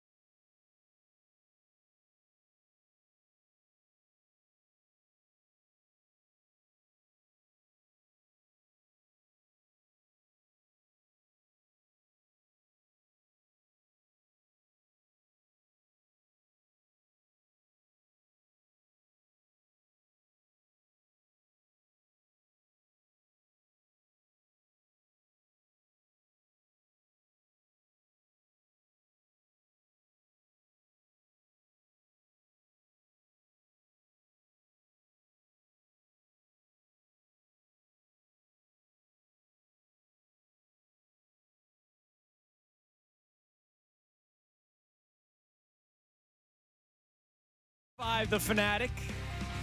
1 o'clock hour brought to us by Ferguson HVAC Lyon Conklin. Attention HVAC contractors for equipment, parts, and supplies for every heating and cooling job. Visit one of Ferguson's counter locations in Ben Salem, King of Prussia, Pennsauken, or Westchester today.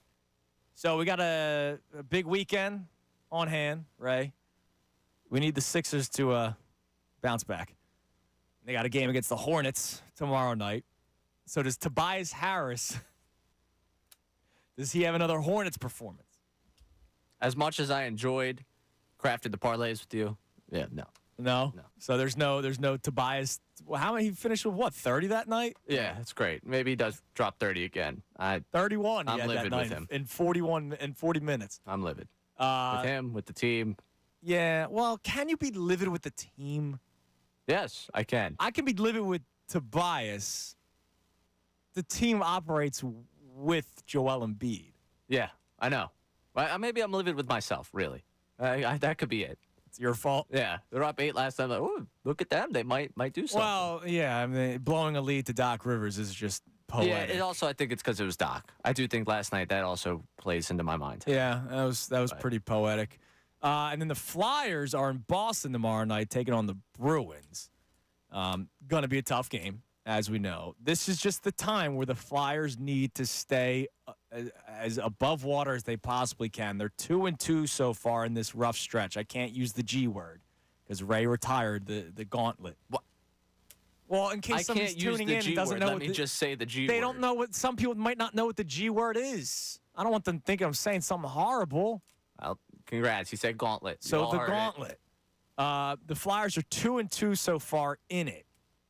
And they got the Bruins tomorrow night in Boston. Still the third spot in the Metropolitan Division. So if season ends today, they would have made the playoffs. But, this is one of those stretches where you go, man, they need to steal a couple. And they stole the Panthers game, right?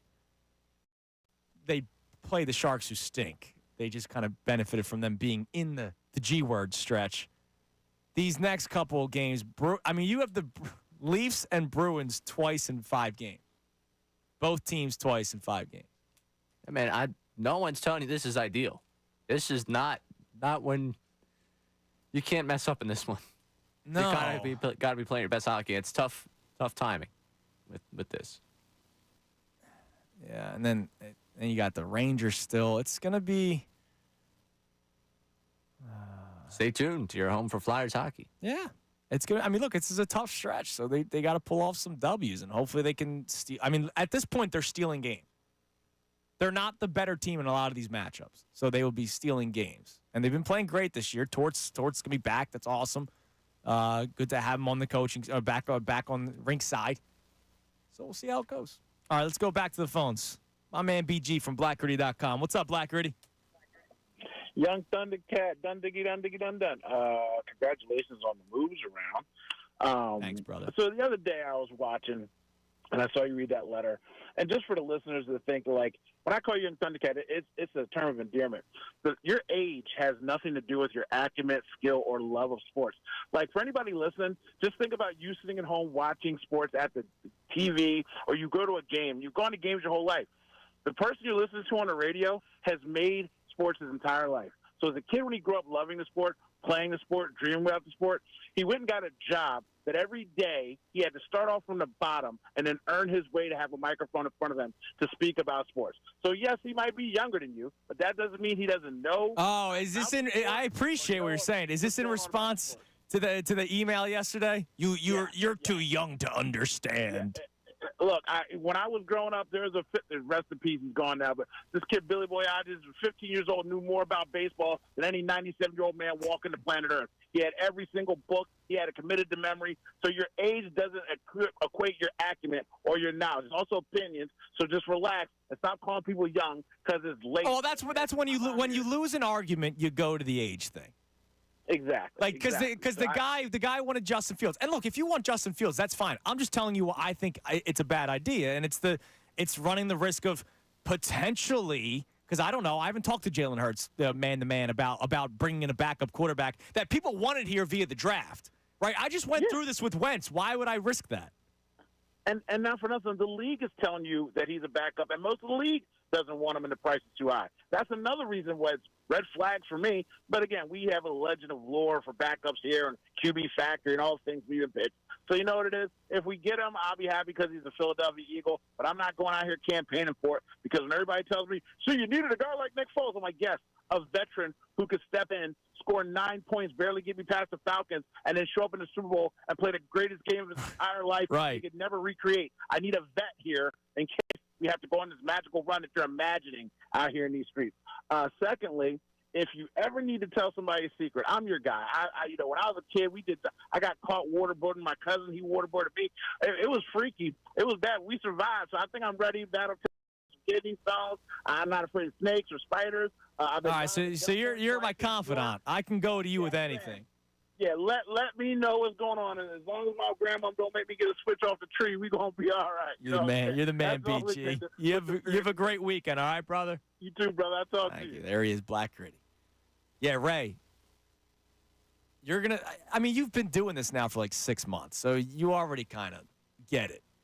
But the midday time slot's an important one because you basically could make the station crumble at any time. Do you understand that you have that much power? No, I don't understand that. Because you talk to you'll see the morning people and you see the afternoon people every day. Correct. And then you know the inner workings of your own show. Yes. Like, it's like Thanos. Like, just way too much information. Yeah. And you can snap the finger. You can tear down the house. I mean, that checks out. Yeah, I've long thought I had that much power here. I just like saying hi to people. That's more what I'm excited for. Yeah, but then, once people see you every day and they feel comfortable talking to you, complaining, all of a sudden you got all this info. That just kind of smile. I just, hey. Doesn't mean you're not listening. Yeah, that's true. Tell me, man. I was joking around about this with Jen and Tyrone and Ricky yesterday.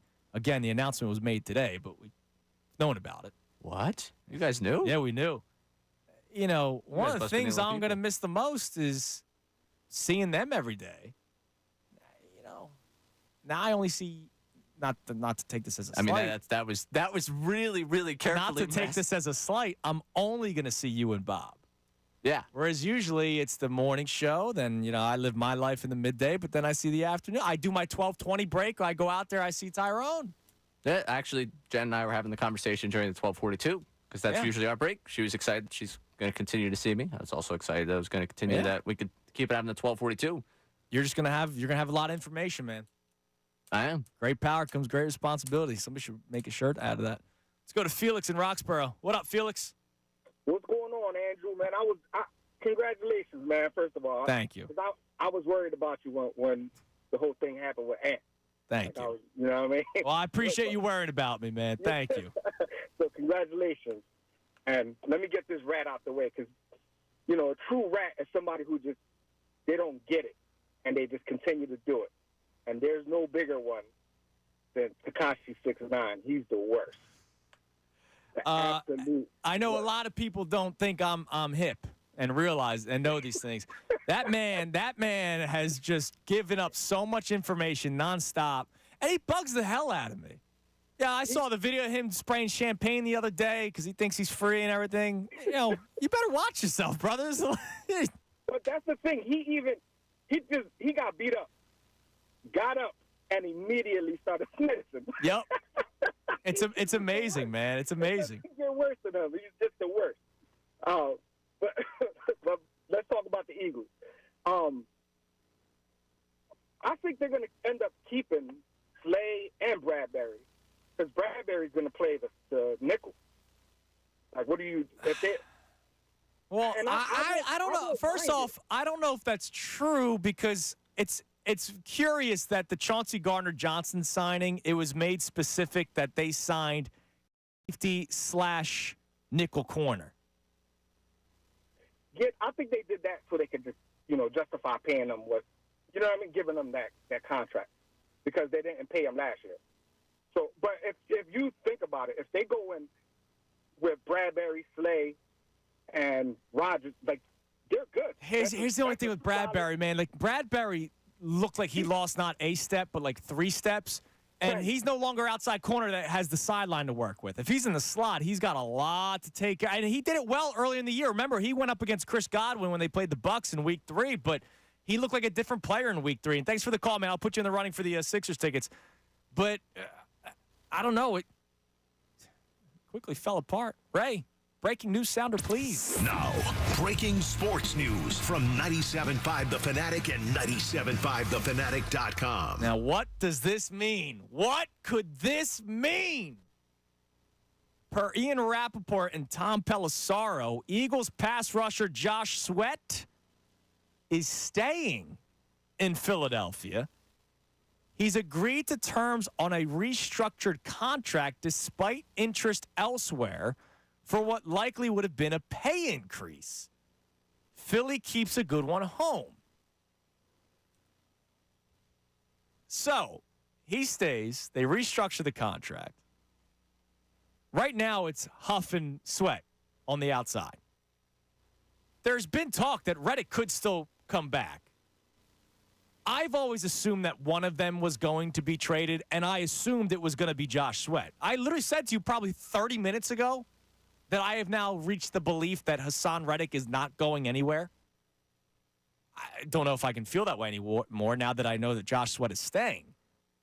But Josh Sweat staying again, I'll be interested to see what the restructured contract is and what does that open up. Does that then open up a potential restructuring which helps out Howie Roseman or Hassan Reddick? Now we have some details. Oh, okay. A follow-up here. This is Jeremy Fowler now. Source.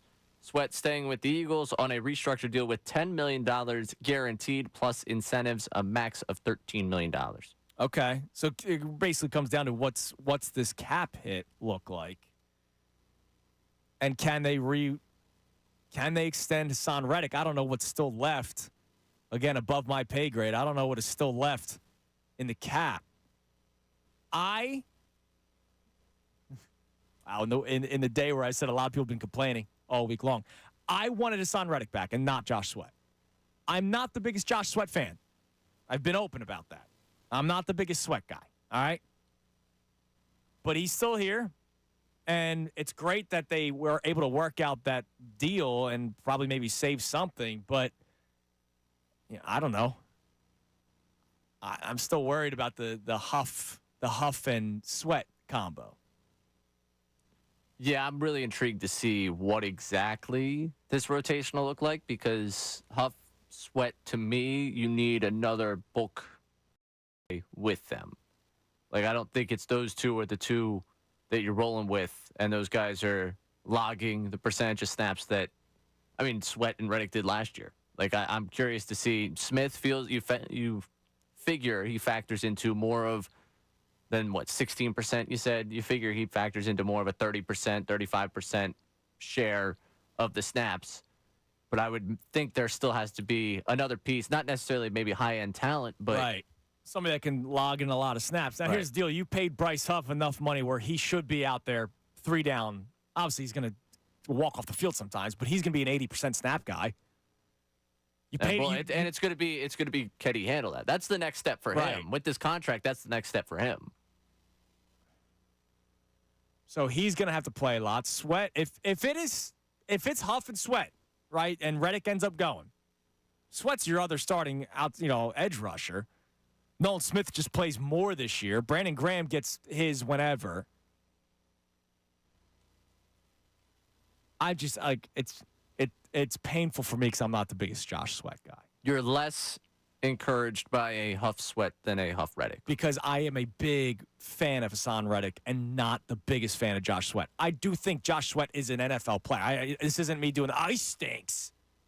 No, he's an NFL player who fell off the face of the earth the last 2 months of the season, but so did the whole team. I can't blame anyone specific for the last 2 months of that season. I do think he benefited from playing with the defensive front that he played with 2 years ago, which is when he puts up some of his best numbers. But to his credit, he made the plays. So I'm not ripping him. It's just, I don't see enough out of Josh Sweat where I go, yeah, man, I'm glad that he's still one of our top 2 edge rushers when Hassan Reddick is currently under contract and they're allowing to seek a trade. All right, we'll see. Let's go to Tom in Lansdale. Tom, you're on the Fanatic. Hey, Andrew. What's up, Tom? Well, that throws me off the Sweat thing.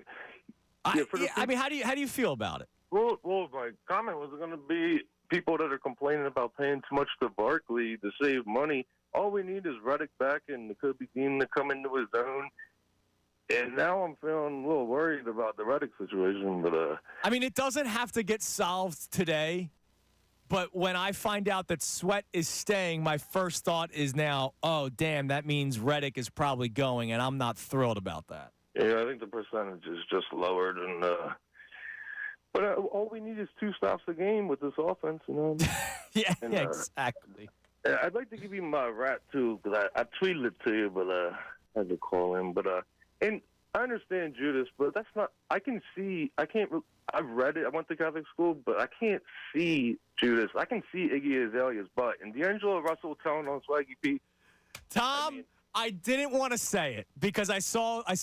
I think it was your tweet, and then a couple other people ended up sending it in, and I did not want to say it on the air because once more people tweeted it in, that means somebody was going to call in with that answer. D'Angelo Russell is a stone cold rat, and I would never want him in my locker room ever, even if I'm playing on a YMCA pickup team, and he'd be by far the best player in the league. I can't trust him in my locker room. And just to sweeten it up, if somehow I end up winning, I will bring CJ GJ to ring the bell. Oh, is that right? You got connections? Well, I'll try to DM him on Instagram or something. All right. I'll put you in the running, Tom. Yeah, the D'Angelo Russell answer, I saw it on Twitter. I didn't think anybody else would get it, and then like 3 other people tweeted it. That means it's still fresh on the mind of a lot of people. What are you doing, dude? You're literally taking a video of your teammate doing bad things, right? Like, you know, trying to hook up with a girl when you got a girlfriend and a well-known one, Iggy Azalea. And then you post it. Because this wasn't even Instagram Live days. This was, he recorded it and had the mindset of, I'm going to now put this out. He didn't get hacked. Nothing. He recorded it and then posted it. And it was not like an IG Live, if my memory suits me correctly. I think you're right about that. One, I think we should just, like, I don't know what we should play for the rest. We should end with the Tom line. That should be the legacy of this show. I can't see Judas, but I can see Iggy Azalea's butt. That's a great line. I mean, that was something else from Tom right there, right after saying he went to Catholic school. I mean, that was an all-time delivery by Tom. We all got needs. Props to you on that one. But yeah, it's always so funny to me that, one, the D'Angelo Russell commercial that comes after that was fantastic. Where, remember the shoe commercial? Was it Ben Simmons? Was any advice for me in my rookie year? Or was it Karl Anthony Towns? One of them. Oh, yeah, and take the phone and just chucks it. Yeah. I mean, that was a really great way to play off of it. It was a great way to play it off. And the fact that he ends up the villain of Nick Young cheating is always hysterical. You should not do either. I'm not endorsing the ratting. I'm also not endorsing the cheating on that one. But when you say, I don't know if I want Russell around me, I think I'm okay. I think I'll survive with that. Yeah, Russell around me. that was weird. Weird move. Yeah, weird all around. That was great answer though. The Lakers' slow decline, like, that was emblematic of it. That sequence, like, that was like the most relevant thing as a franchise there for a little bit. Right. It was like that story. Interesting. Josh Sweat thing's kind of bothering. I knew this was going to bug you. As soon as I saw it, I was waiting to hit the breaking news sounder. But I appreciate that he took less money or restructured the contract. We'll see what that totally means, but whatever. All right, let's go to Edith. Hello, Edith. Hey, Andrew. How are you? I'm great. I hope you liked the picture I sent you the other day. I did. I loved it. And look, I don't know. Now I'm listening to you. I was all right with the moves Howie's made so far, but I one hat. Reddick got to be on that team. Yeah, but here's the deal. If Reddick's on the team, that means Sweat is a rotational guy. And do they want to pay Josh Sweat that much money to be the rotational guy? It can't be Bryce Huff because he got paid $17 million. Yeah. So I mean, but I can't let Haddock. I don't want to see him go somewhere else. I just don't. And you know, he didn't even get a chance to edge that, you know, to play on the edge a lot last year because they had him so far back off the ball. I just want to see that man do his thing, and that's what he is. He is a quarterback killer. That's what he does. And if we don't have nobody to have that instinct like him that's going to go and make the moves, then we're not. How He's their best. He's their best pass rusher. He's their best player on defense. Period. Hassan Reddick is. Period. So how you not going to be? You need to make a deal with that boy and get him back in his locker room. I mean, you know, It's just funny how it's been changing, right? When Howie had his press conference at the Combine, we all thought Hassan Reddick was as good as gone. And then as this continued, I thought he was coming back. And now that Josh Sweat's taking less money, now is he taking less money so that they can work something out with Hassan Reddick? Or is there another move up Howie's sleeve? I don't know. I hope so because we got to get our locker room back. We have to get the consistency in the locker room back. And the guys that were there last year know what happened. They know they got to shake that off. Well, you could also make the case that maybe some guys shouldn't come back, right? Yeah. I mean, not that I think Hassan Reddick was a problem, but, you know, maybe they know more than we do. Yeah, well, they probably do. But, you know, I mean, with losing Kelsey and Cox and all that, they just got to do what they have to do.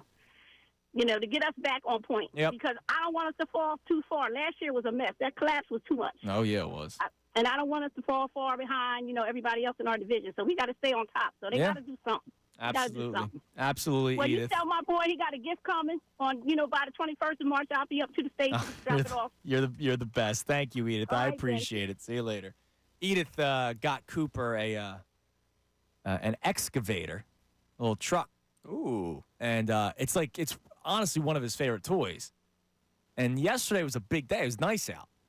And so part of my landscaping, I pulled out a few like big plants. You know, I work hard to get them out. I had to buy a new shovel at Lowe's. It was you were so excited. Oh yeah, walking out of here big yesterday, day. you were so yeah, excited. it's like a de-rooter shovel.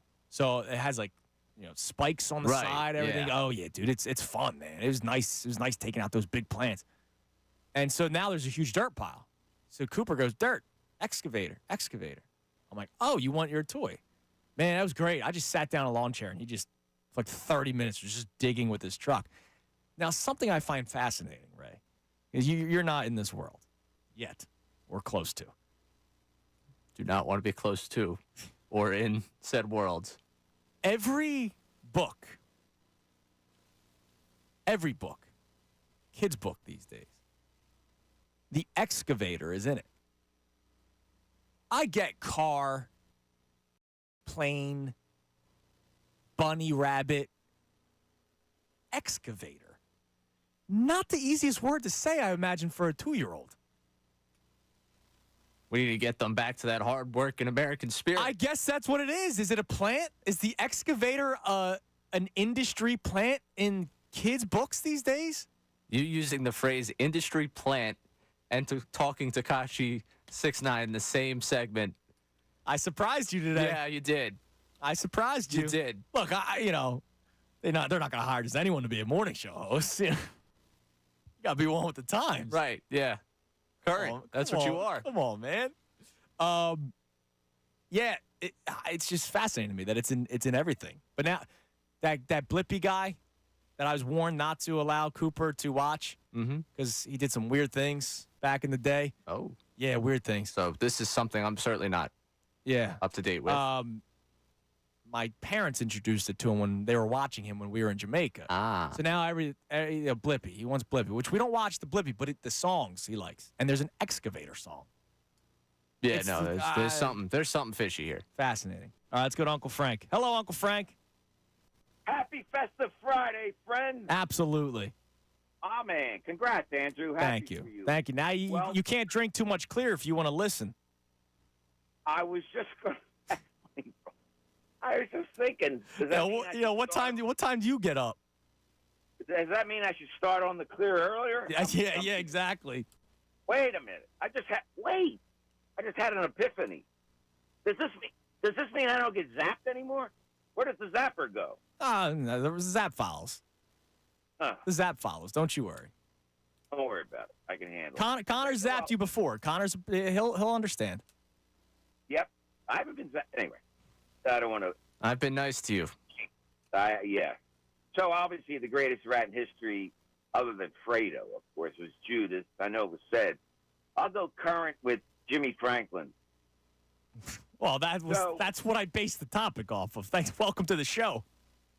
All right. Come on. You know, Desmond Ritter got traded. Yeah. Okay.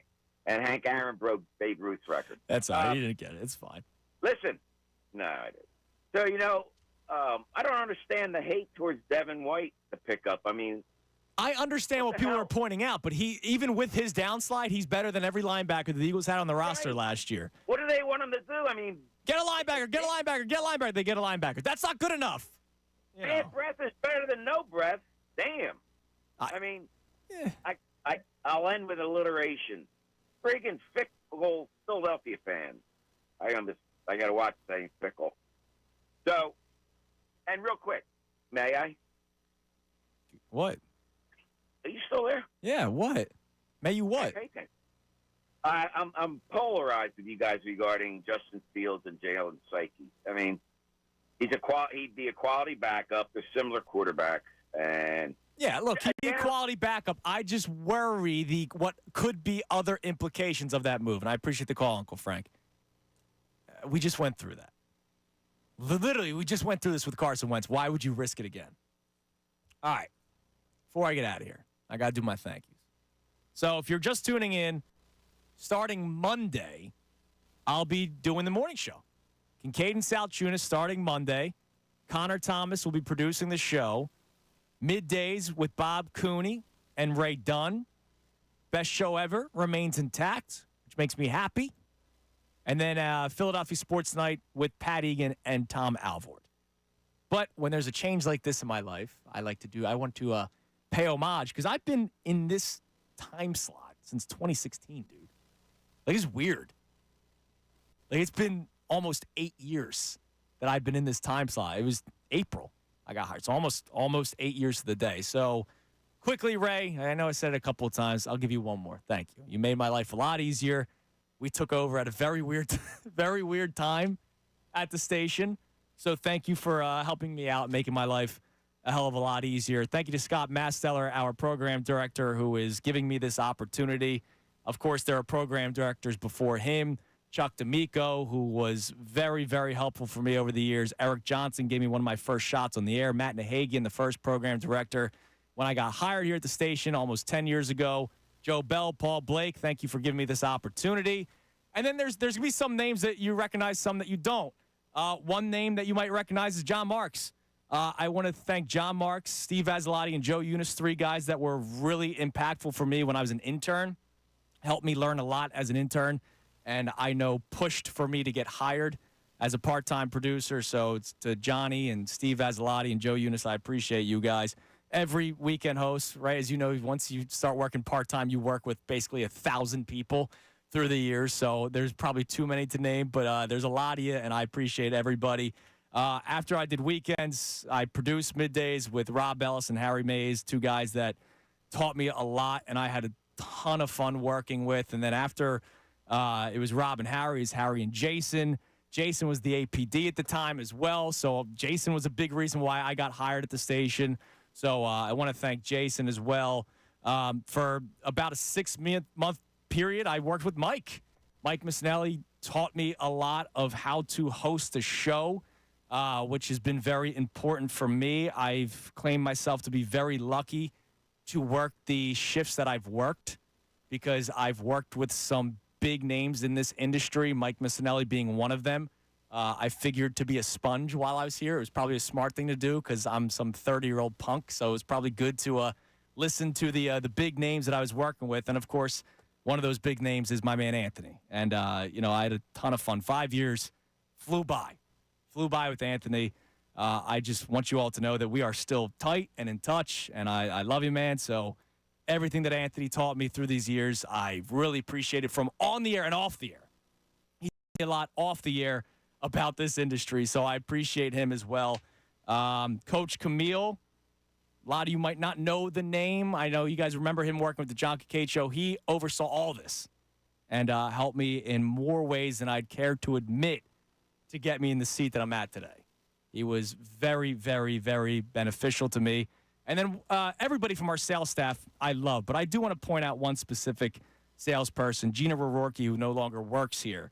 She was the first one to give me a shot and selling me. So thanks to my friends at Family Company Jewelers, South Jersey Diamond Destination. She was the first one that went out on a limb to try to sell for me. So thank you to Gina. But of course, everybody that's a part of our sales staff that are still here are no longer here. So I thank you all. And then, I guess Mom and Dad and Christy, I guess I should thank. Especially Christy for, as you know, Ray, the early years in radio. It's nice to have a partner that was able to help with some of the finances because that was kind of tough in the beginning. So thank you to my lovely wife, Christy, and my parents, of course, for being here along the way. So that'll do for the last time ever. The best show ever for me coming your way next. Next week, I'm going to say that Bob and Ray are coming your way next. So the new show, Kincaid and Sal Chunas, starts Monday morning. I'll talk to you at 6.